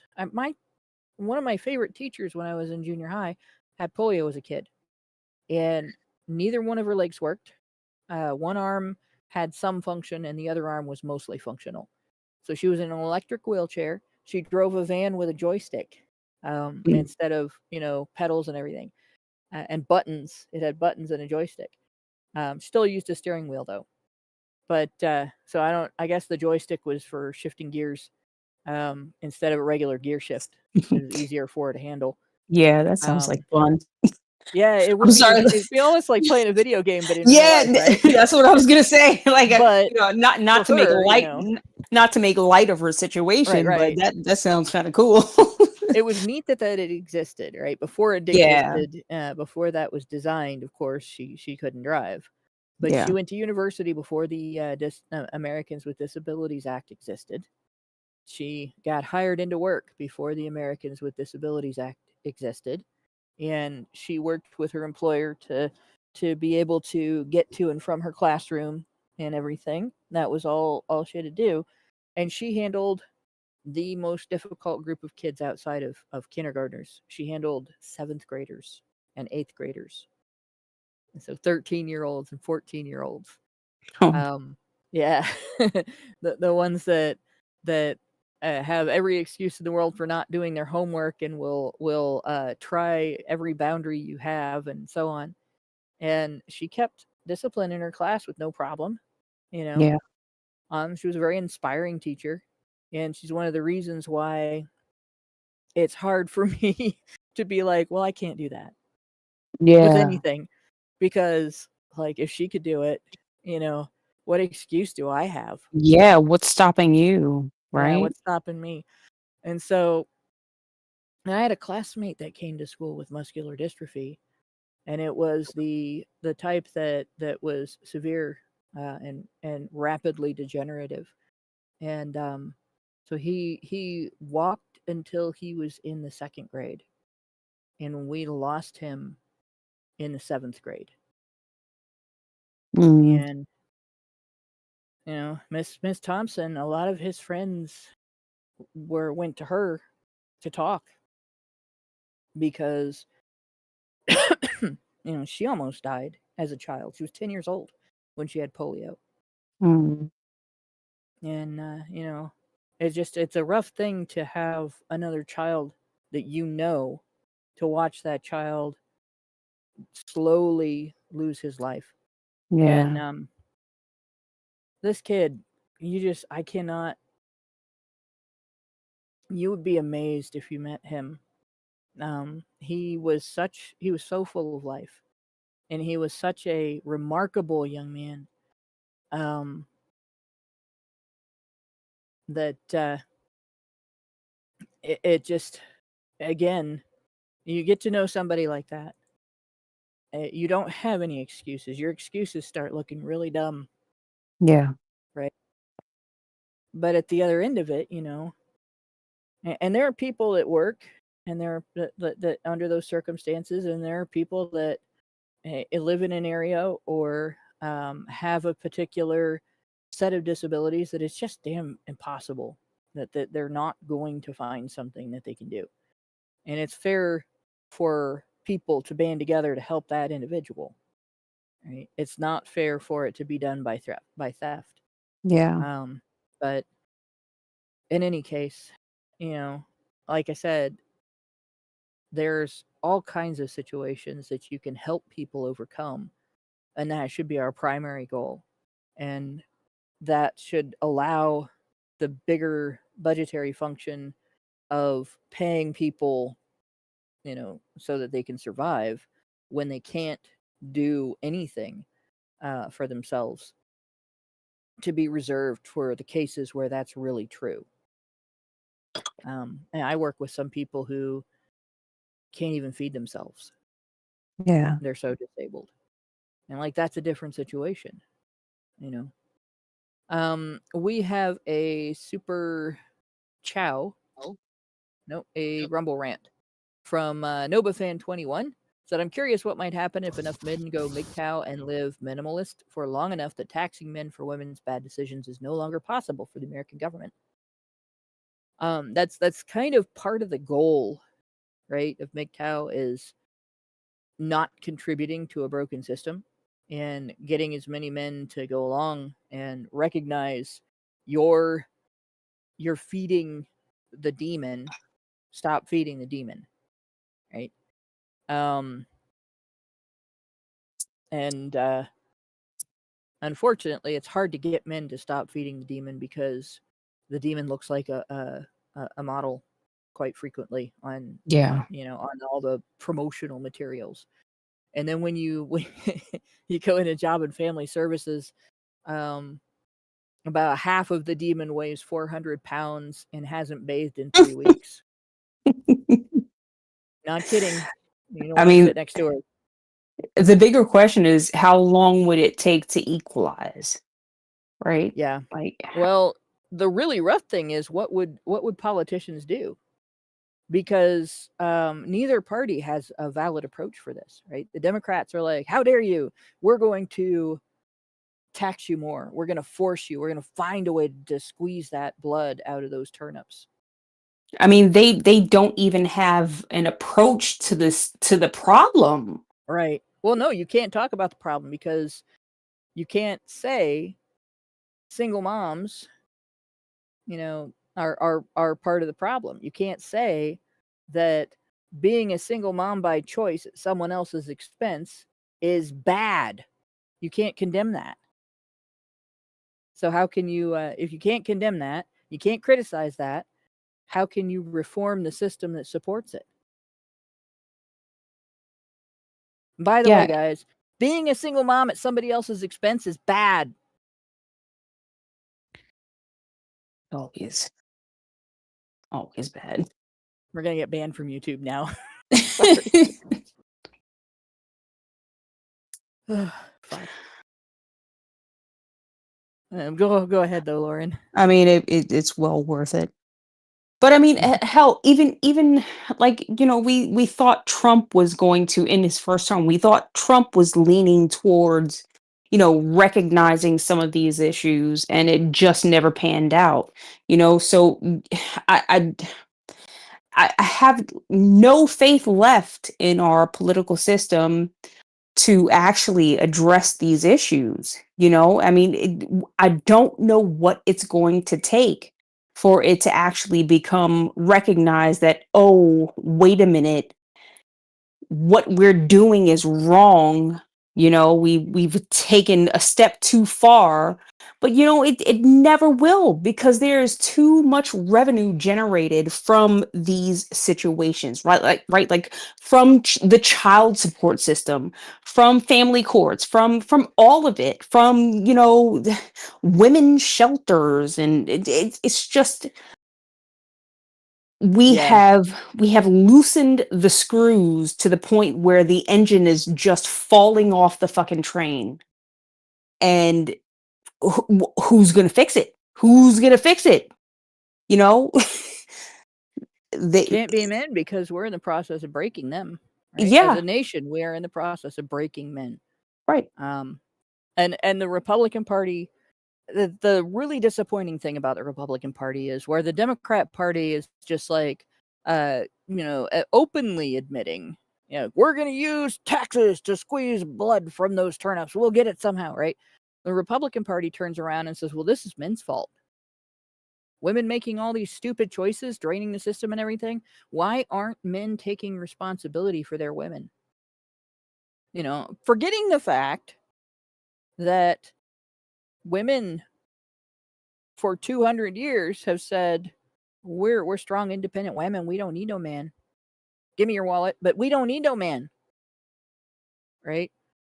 We're not going to get married. We're going to raise our kids by ourselves. We're going to have all the sex we want, and we don't want any consequences. And if we have a consequence, you have to pay for it. It's your fault. It's not because we made those decisions. Yep. Right? And so instead of recognizing that paying people to make stupid choices results in more stupid choices, and maybe we shouldn't do that, the Republicans are like, oh, well, we're going to punish men when women make stupid choices. And we're going to create a system that takes money from those men and gives it directly to those women. And we're going to incentivize judges to give men impossible tasks and then punish them. And then we're going to wonder why those women aren't doing any better. Right. That's part of what they're doing. And then the other half is they're talking about paying people to have kids without any kind of like vetting, that's are you that's not married? that's not what we're already doing. You know Right. what I mean? That's the welfare system right there. And the problem is we can't even have that honest conversation because there are the bleeding hearts on the left and the right who will say, "Oh, but she's just a woman, and it's not her fault that she let herself get pregnant. No, she just ended up in this situation magically somehow, and well, now we have to save her because think of the children." With a Well, knock-up fairy. right, but it pisses me off because these people go, well, think of the children. Well, why didn't she think of the fucking children that she was about to have when she laid down and took that fucking raw dick? Yeah. It behooves me. I am just so fucking perplexed. I don't understand why I understand why we do this because it's all a money grab. It's all a money grab, and that's all it really is at the end of the day. And the people who know and rule these systems, they know that that's what it is. You can't stop men from screwing women, and you can't stop women from having a baby. So let's just capitalize off of that. You are Yeah. you are never going to get a reform of the child support of family courts or the child support system because it generates too much money for the state. It does. They skim off the top, right? Oh, it's for the children, but Uncle Sam has to get his cut. Exactly. Right? Because he's got to pay the 50,000 women working in the child support enforcement agency that are all divorced, that all have ex-husbands, that were lying, cheating scumbags, that right, whether and they were or not, right, that they're going to get revenge on by going after you. Right. And then you think about the penitentiary system and all the men that get put in jail for not paying their child support, right? Because that's necessary. How's he going to pay his child support if he's locked up away from any form of, income earning? And Right. let's also pay the police because they have to go and catch this motherfucker, right? It's a never ending. It's a never ending cycle. It's an Ouroboros. It's a Rube Goldberg device for transferring money from men to to women. Yes. where Uncle Sam's staple of hose gets a cut. Yep. They're the bottom bitches. Yes. Like the child support enforcement agents and the social workers and the child protective system and the workers in the Medicaid and Medicare systems. Those are the bottom bitches. Yep. Everybody else, is hoeing out for that child support money, and then yeah, I mean it's pretty much that kind of a scheme, right? Mm-hmm. And the Republican solution to this, the Democrat solution to this, is to openly admit they're going to squeeze the shit out of men, especially the men who are the most productive and create the most wealth in the country. They're just going to go after those guys as hard as they possibly can. Right. And keep them from employing people by taking that money and putting it into government subsidies for women who have decided to be baby machines without, and produce future welfare recipients, or at least kids that are 50% more likely because they don't have a dad at home. Or in the system in some way, shape, or form, Because if they're boys, they're also 50% more likely to be in trouble with the law at some point in their lives. Right. And the Republican solution is to browbeat men into taking responsibility for these women instead of browbeating women into taking responsibility for themselves. And nobody considered the idea that maybe we should stop paying women to make stupid choices. And if you want more children, all right, the leading cause of human death in the world is abortion. It's being aborted. Yes. All preach, right? Preach. 3 out of 10 babies conceived in the world today are killed by abortion. Yep. That is just shy of a third, just shy of 1 in 3. Unbelievable. Listen, Margaret Sanger, she came and she did her job, didn't she? She is her, and it's just disgusting because you have these children who are grown up in a they like these fucking feminists. They love to say, "Oh, we live in a patriarchy. We live in a patriarchy." Meanwhile, 75% of your fucking kids are being raised by single mothers. Yeah. Okay, that sounds like a matriarchy to me, right? These children are growing up. They have no composure. They have no impulse control. They are led by their emotions, which sounds just like a what? Sounds like a woman. And it's disgusting to me because everyone will turn around and blame it on the man who isn't there. Well, why isn't he there? Why isn't he there? It's probably because he was an ain't shit man, right? Well, yo ain't shit pussy attracted an ain't shit man. Because, well, you didn't choose a father for your child. You chose a sperm donor. And that's what you got. That's what you got. And now you have these women who they have to try to figure it out and make it work. And it doesn't work when you're alone. Children are created by 2 people. And it takes 2 people, the mother and the father, to raise that child. Yep. But somehow only one has the keys to the uterus. Only one. But yet we blame the other. Yeah. And that's the fucking, because it's so easy. It's so easy for women to point the finger and say, "No, it wasn't me. It was him. No, I didn't do it. It wasn't me. I didn't. What are you talking about?" Nope. And that is how we remove accountability from these bitches. You know what I mean? They just completely remove the responsibility for your own actions. I didn't do it. You did it. I shouldn't have to pay for your fucking failures. You should. But that's not the society that we live in. We live in a society where our government says, "Oh, give us your tired, you're poor, and you're weak." Yeah. Well, and apparently that was taken to heart a little bit too hard. Too hard and honestly, for too long. Honestly, the one thing that I noticed about immigrants coming into my neighborhood, they had intact families, even when they were poor, even when they were Yes. destitute and Yep. working under the table. They still had intact families. They Because got that on us. we have because we have erased the idea of the family since 1865. We have erased the idea of the unity of the family as being the stronghold of a household, right? That is how you create. Listen, if you're gonna have kids, then that's the way you should do it, with two people in the household.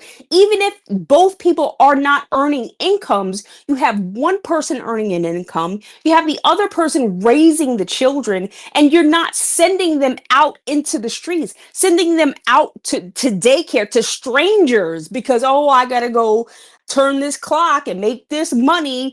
It's That you're so going to use to pay the daycare. exactly, and pay taxes to the government, right? Yep. I don't understand why people haven't woken up to what the fuck it is we're doing here. Basically, we I mean, are we're funding a machine. We're not actually helping people in that situation. it's it's the path of least uh uh uh, uh sorry, I just fucking lost. It's the path of least path of come on, help me. Path of I know it. I know what you're trying to say too. It's not resistance. It's the path yeah, no, of least effectiveness. yes. Right. Yes. You think about it, and under a lot of circumstances in the past, one of the reasons why you had that situation where the man worked and the woman took care of the kids was because after the costs associated with having both parents work while the kids are young, and not having one parent at home taking care of the kids, one parent's income would just kind of vanish. Mhm.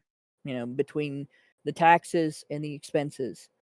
So the only reason that people did that would be if both parents could get insurance, health insurance, and maybe they needed more than the average in terms of health insurance. And by the way, health insurance has deteriorated significantly Oh my God, yeah. compared to when Yeah. we were kids.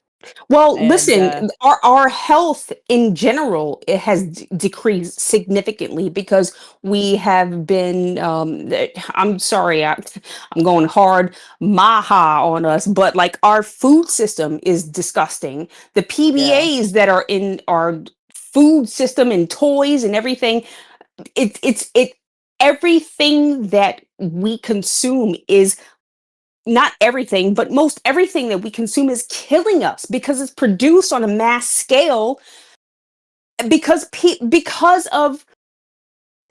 don't want to do the hard work. It's not incentivized for us to grow our own food, well, right? it's actually because of women working. All right. So Right, if right. let's say you got a family to feed, and you have two options. All right, you're working full time, so you're going to spend 8 hours out of your 24-hour cycle working for an employer, and you're going to be tired afterward.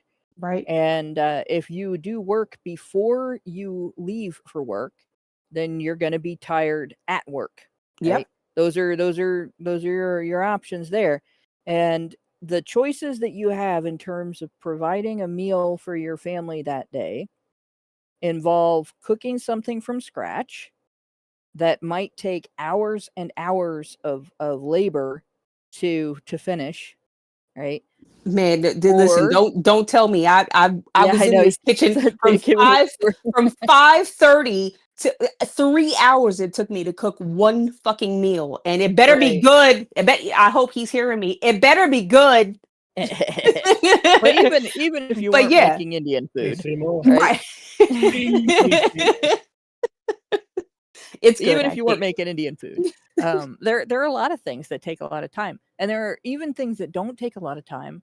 Like you have different choices with with food where you fix a crock pot meal and it takes 20 minutes to prepare it, and then it cooks all day, and then Right. you come home and it's ready.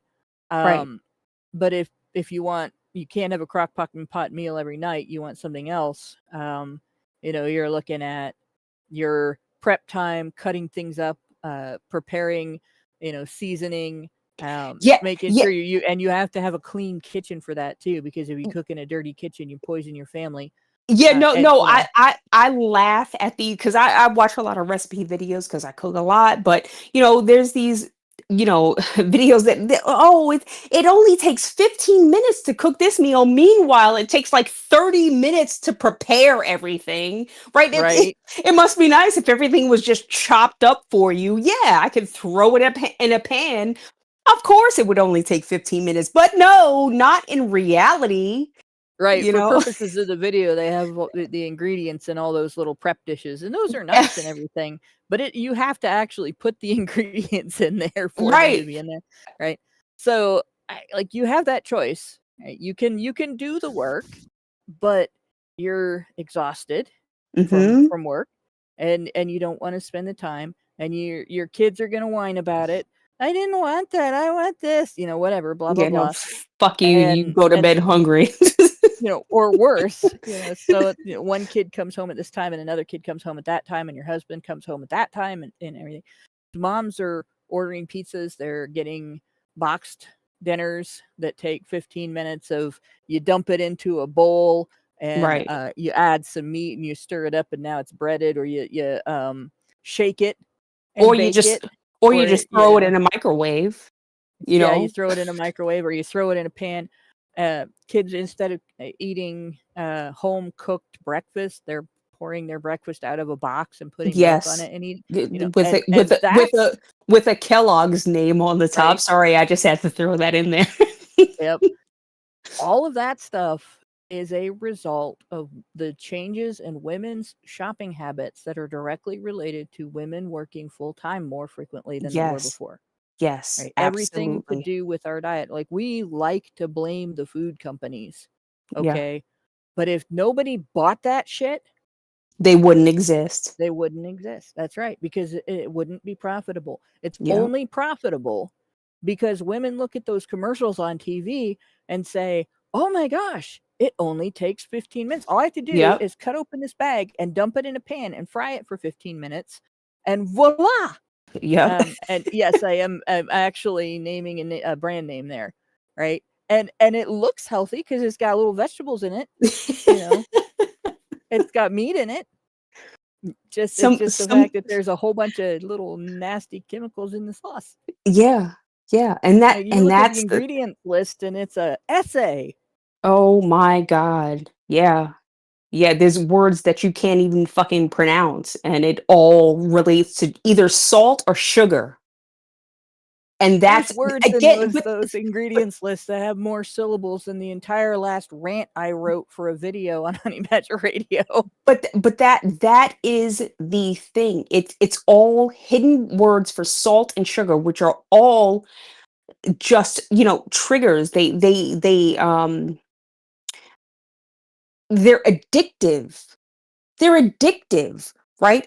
And it's just so wrong. Like, we don't Mm. know what real food tastes like because everything is so heavily loaded with salts and sugars because it's all prepackaged and preserved. And what do you think they have to do to preserve that? They have to put an extraneous amount of fucking salt in it and whatever, some kind of Or other weird little yeah, chemicals. 16 Yeah. syllable word, that also means salt or sugar. We have to get back to just eating like fruits and fucking vegetables and, Right. whole grains and Well, and oh stop my falling for God. bullshit, okay? Yes. Right? Yes. I'll give you an example of the bullshit that women fall for. Right? Jell-O has existed for a very long time. Jello. Before a company started making gelatin and labeling it with that name, We people were had it. making gelatins, right, for a Yes. very long time. Some of them, Yes. if you look at some of the gelatins that people made back in the 50s, you'll be a little bit grossed out, okay?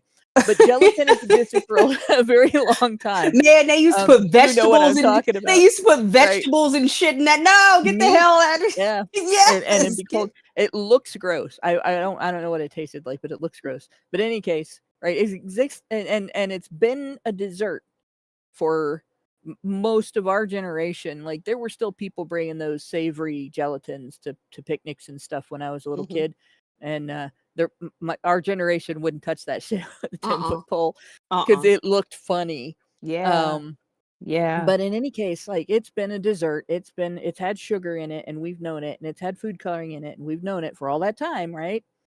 During the fat-free craze of the late 1980s, all of a sudden, without any recipe changes whatsoever, Jell-O became healthy Yeah.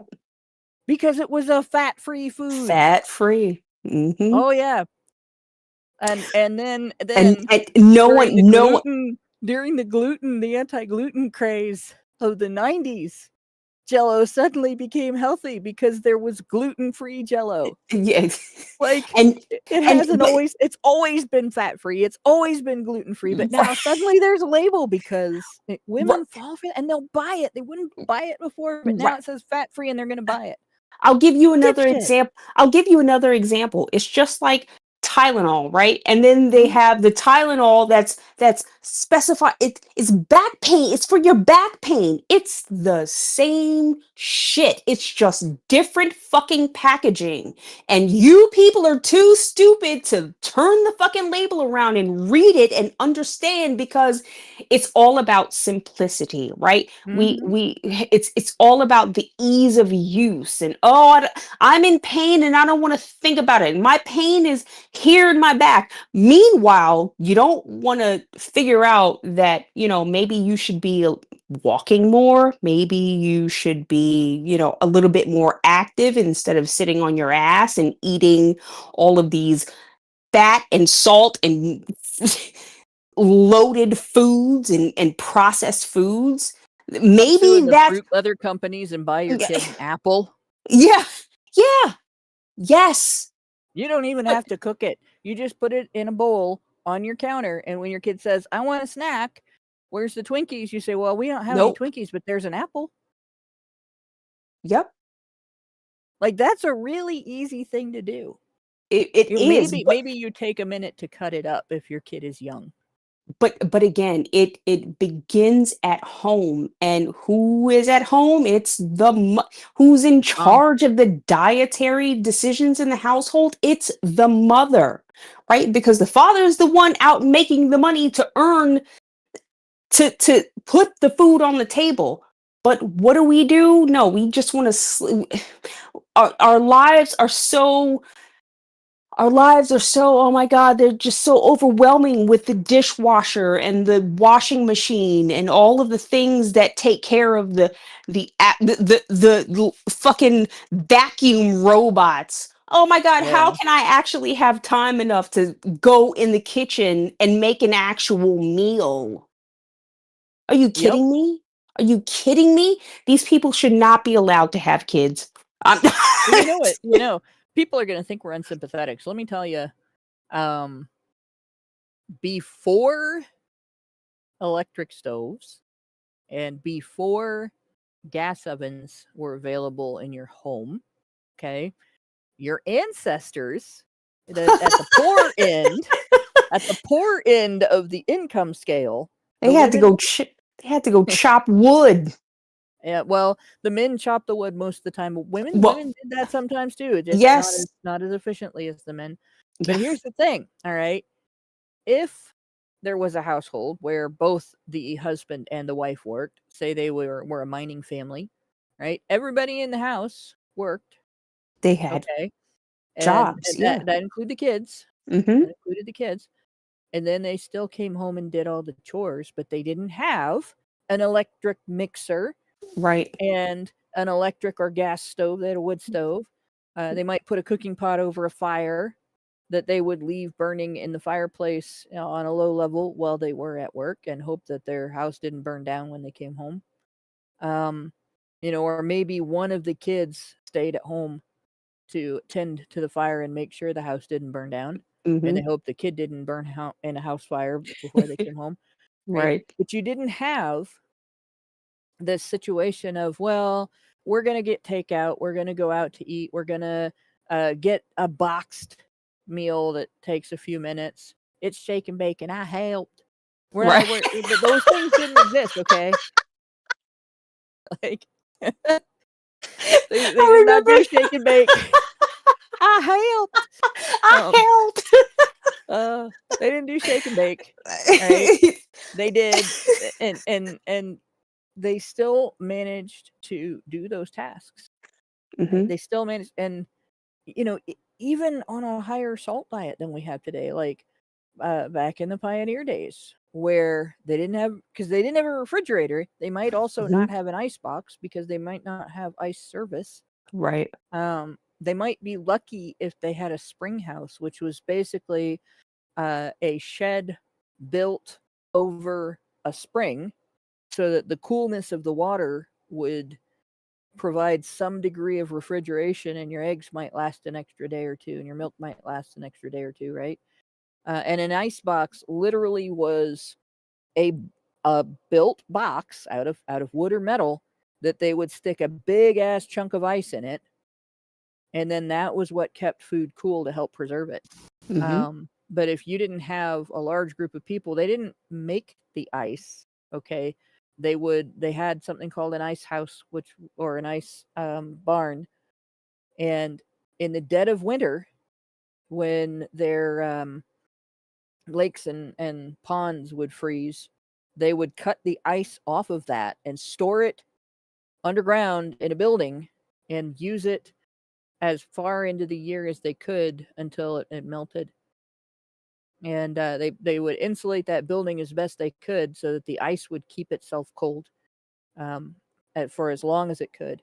And then you would get ice in an ice box before there was refrigeration. And they still made it work. Yep. You had different services that existed that don't exist today, like milk delivery in Yeah. glass bottles that would show Yeah. up at your door. Yeah. And ice delivery. In fact, a lot of old sketches in comedy sketches and movies and TV shows revolved around ice delivery up big stairways on where the house is on a big hill, and the man has to carry this immensely heavy, like more than a foot wide, more than a foot square block of ice. Which, if you don't think that's heavy, think about when you get the big bag of ice. Okay, and that's like maybe a third of what he was carrying, Right. because that was solid. Maybe a quarter of what he was carrying, in fact, up those stairs. And it's awkward because you're carrying it with this device that is like a pair of pliers with a pointy end that sticks into the ice. And Mhm. if you don't keep pressure on it, the ice is going to slip and fall, right? Um, so in any case, it was kind of like DoorDash, but for necessities. Yeah. And it was arranged ahead of time. You ordered ahead of time. And of course, before you could get on the phone and order ahead of time, when he showed up, you had to anticipate what you were going to need next week, Mhm. and order then, Yeah. because you couldn't just call him up on the phone and say, I changed what I'm going to order. And it wasn't until refrigeration, like electric refrigeration, was invented that changed. Yeah. Right? And women still, manage to handle all of that. So women today that are complaining, and women using all of these conveniences and suggesting that it's the food company's fault for seducing women into buying all these convenience. No, bitch, you're lazy. No. You're lazy. You're fucking lazy. And then we wonder why we have in this country an epidemic of obesity. It's because you don't get up and fucking do anything, bitch. Everything is handed to you. You push a button and everything is done for you. And we never used to live like that. Hey, And it's Guess who? Guess who was walking out onto the ice of those ponds and doing the manual labor of cutting through it, lifting it, carrying it, putting it onto the cart, transporting it to the building, loading it up into the building, and then transporting it to people's homes. Let me guess. Was it Sally? Was it Mary? Was it what was her name? Oh no, it Bob. wasn't. It's Bob. Yeah. Joseph. Right. Jonathan. Dave. Bradley. Right. Orville. Right. That was a much more common name back then. I always liked that name. I always thought that was a very dignified sounding name. I love the name Orville. But in any case, yeah, it wasn't, it wasn't Mary. It was Harry. Yes. Larry. Yep. Right. Mary might be Harry, but it's not the same. Jesus Christ, yeah. I bet she probably John Doe was. says men invented the HVAC system, right? Yep. Men invented the HVAC system too. Yeah, maybe because they didn't want. You know what happens? One of the job risks of collecting ice from the lake was falling into it, falling into the icy water, freezing and dying under the remaining ice. Yep. And where nobody could come and get you, and you die. Like the rescue basically would be another guy has to go in with a rope attached to him so they can pull him out if he can't find you. Yeah. Yeah. Right. So it was incredibly dangerous. Right. You had this that was one risk. Another risk is if they're cutting it in big chunks and one of those falls on you in the process of getting it from the lake to the cart. Yeah, that's a broken bone. Yes. Before antibiotics, when any kind of gash, any kind of infection that gets introduced during that is sepsis. Right? Where, they could set it, but you're not getting any pain medication because that doesn't exist either. Yep. Same thing with the delivery. And there was quite a bit of change that took place over the last 3 centuries that led to women suddenly having the choice to buy shit for their families to eat instead of real food. Yeah. And and by the way, there's even you can buy frozen vegetables and eat them and they're safe. The thing that I look for when I go to the grocery store is the ones that don't say with butter sauce, with cheese sauce, with this or with that. Yeah. Occasionally I'll get those, but I try to avoid it because it doesn't say with butter, right? With cheese. It says butter sauce, cheese sauce. And when you look at it, it's not like how you make it at home where you make a white sauce with butter and flour and then add, more of what you want in it and then put it on the food. No, it's got like 20 different ingredients. Yeah. Right. And that you can't pronounce. Right. And so yeah, like even that you got to watch out for. But the habit of just, everything is instant, everything is you put it in a microwave. It's not the microwaves that are damaging your food. That's not the problem. The problem is what you Well, I mean, what was in that box. Microwaves aren't the best either. They don't make the food taste as good. It's not as appetizing. No, I'm just I think they don't want them hitting you either.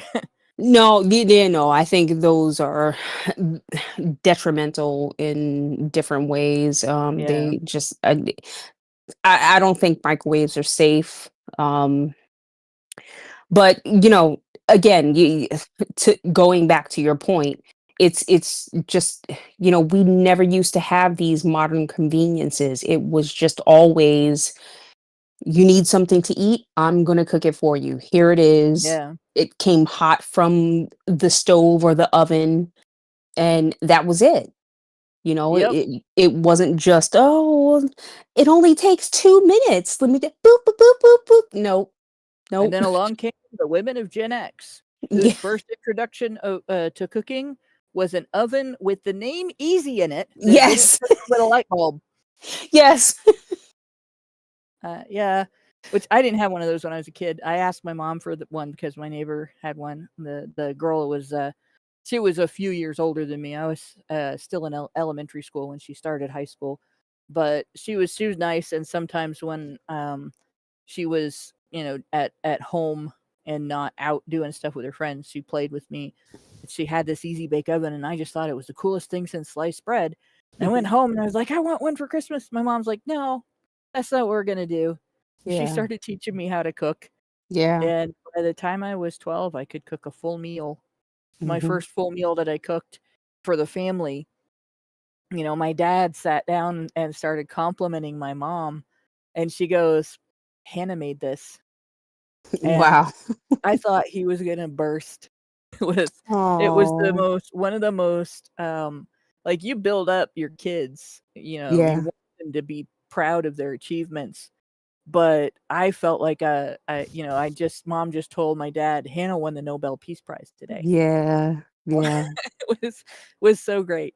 So I got to use the real oven thereafter. And of course the first taste of that was that moment. But the rest of my childhood, I did things like, well, when my brother would have all the guys in the neighborhood over because he had all the Star Wars toys, and we had like 30 or 40 toy play guns that were like replica Old West guns and stuff like that, and squirt guns and stuff. And so we'd play this America. We had a game we played that was just called Guns. It was like tag, where everybody is it, but with pretending to shoot people. You're just pointing it and you're yelling, bang, I shot you, you're dead. And then if you got shot, you had to fall down and count to 10. Because that was, and then you were a different, you re-upped. This was before video games. We invented re-upping, guys. But then, we did others. We like squirt guns were, our whole summer. Like, you'd be, I'm go to the grocery store, down the street, and come back with bags of groceries in my hands. And I'd be walking up the sidewalk to the house, and all of a sudden there'd be 6 boys coming around the corner with squirt guns and get me. So I take the groceries in the house really quick, and I go get my Uzi. Caught you slipping, bitch. Yep. Oh yeah. Yep. And so, like, you better be packing because you're gonna get squirted. The boys I grew up with were so much fun. But because of that, like, you'd have 15 boys over, like, oh, that's time to make cookies. Yeah. Because, not only because I enjoyed the cookies, but because the most fun thing in the world would be to pull those out of the oven, put them all on a big platter, and then say, just kind of moderately loud enough for them to hear, there's cookies. And then there's this stampede. Yes. Yeah. Like, the next second you look, like, you blink and all the cookies are They're gone. gone. But yeah, our generation, we grew up with this idea of convenience being like the mainstay of your life. Everything had to be now, everything had to be easy, everything had to be out of the box, instead of, I'm gonna buy a chicken and I'm gonna scrub it and I'm gonna pull the feathers out that they didn't get when they defeathered it, because yuck. And then I'm going to cover it in olive oil or duck fat, and I'm going to apply herbs and spices, and cook it for a little while, and then take it out, stuff it with garlic and more herbs, and stick it back in there and cook it some more, and baste it in the process and all. Nope. You go to the store and they have this hot tray, hot stand sitting out with chickens that they rotisserie cooked with spices that you didn't choose, and you buy it and it's already cooked, and it costs less than the chickens that you have to go do all that work for. Yeah. And since you just got home from an 8-hour shift, you just, on the way home, you pick up a couple of those and some vegetables that you stick in the microwave for a couple of minutes and throw in a bowl, and maybe some instant mashed potatoes, and you're feeding your family. right? And it looks the same as what your mom did, but the nutrients aren't there. Yeah. And there are a lot of things in it that are bad. Yeah. And it actually, it might even not cost more than it cost your mom to feed your family. Although if you're buying prepackaged stuff, sometimes it does. But yeah, all your herbs and spices are complicated by all these other chemicals, and suddenly you're increasing your family's blood pressure. Yep. Or it's you buy something that's sugar free because sugar is just the root of all evil, right? And you ignore the little asterisk after sugar free, where at the bottom of the package it says, warning, this causes cancer in rats. It's Yeah. been shown to cause cancer in lab rats. So you feed your kids their cancer, right? And there you go. And that's why we're in this situation. But yeah, women are going to have to step up if we want our civilization to survive. And in terms of these things that we've been talking about, all of these different government shortcuts, all of these different government benefits, and all of these long march through the institutions, the things that now is mad about, Trump changing stuff that's not being funded anymore, stuff that's not being done anymore, none of the DEI shit, right? It's all stuff that it's in existence in the United States and in Europe, in the first world parts of South America, in Australia, in the first world, maybe second world, I guess, parts of Africa, because women buy too much bullshit. And Absolutely. When I worked at a convenience store for 6 years, and my boss thought I was this expert salesperson. Sales is really the key. The key to sales is really finding what the person needs and figuring out a way that the thing you're trying to sell them meets that need, right? Or identifying a need the person didn't know they had, so they'll buy what you're trying to sell them. Yeah. Now, mostly what I sold was sandwiches and coffee. That's pretty easy. People coming in there were looking for food. So it's easy to sell that, right? But she was like, oh, I could probably put bags of poop on the counter, label them 99 cents, and Hannah could sell them. Well, if you label it compost starter, and you just give a little set of instructions how to compost manure, yeah, I could sell the shit out of that. Literally. To women. I could sell women bags of bullshit for 99 cents. If I called it compost starter, they'd be like, oh, I should be composting. Give them an environmental pitch. Probably about 80% of women that came in could be guilt tripped into buying a bag of bullshit off of the counter at a convenience store and taking it home. Look, I got some compost starter.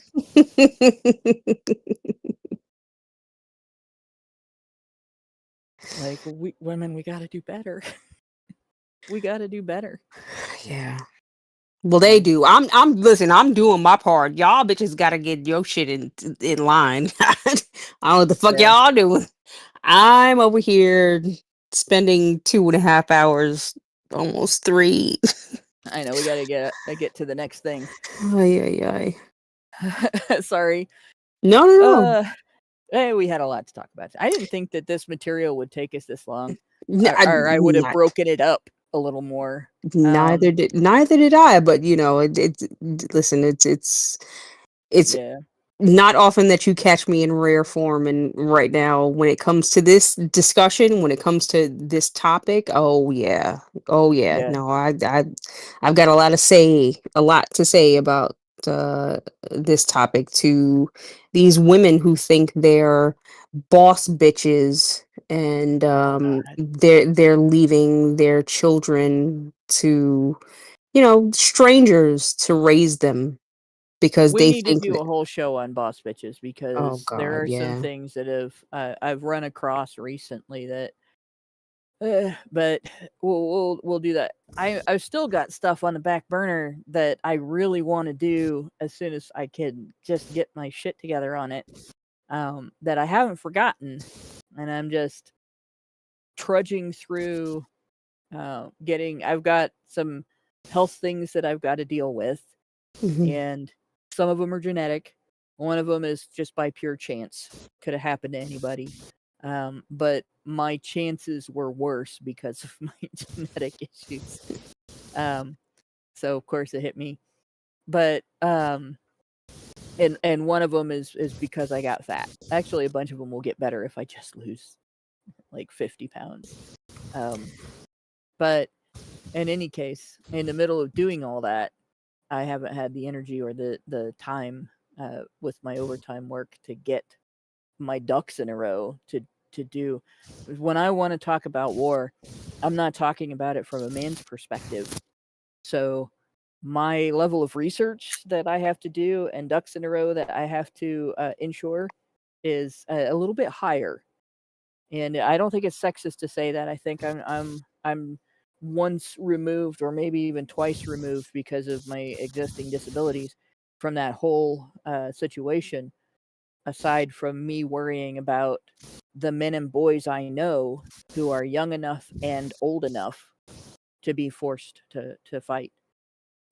So that's not something that I can just grab the information, read over it once, and then go back over it and present it to you guys. It's something that I'm going to actually have to talk to people who are more knowledgeable than myself, and maybe bring someone on the show that I'm gonna have to actually contact and make arrangements with and all that kind of stuff.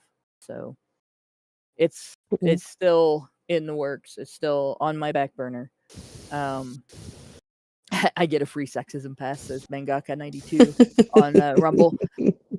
It's because I'm a girl, isn't it? But I'm not. I'm a woman. I haven't been a girl in Let's not count. some 35 years. 35 years. Yeesh. So yeah, yep. With that, I think that we have completely covered everything I want to cover. I given you a little bit of a heads up on the things that I want to cover in the future. So I think that's all we really need to talk about tonight. Thanks everybody for listening. Thanks to my two co-hosts for this was a long sausage, and thanks very much to Brian for working in the background that extra amount of time. Yeah. And we really don't have any super chows or super chats. I read the only Rumble rant. So good night, all. Good night, We will see y'all. you next Next Thursday. Thursday. Men's right activists are machines, dude. Okay? They are literal machines. They are talking point machines. They are impossible to fucking deal with, especially if you have like a couple dudes who have good memory on top of that too. Holy shit, you're fucked.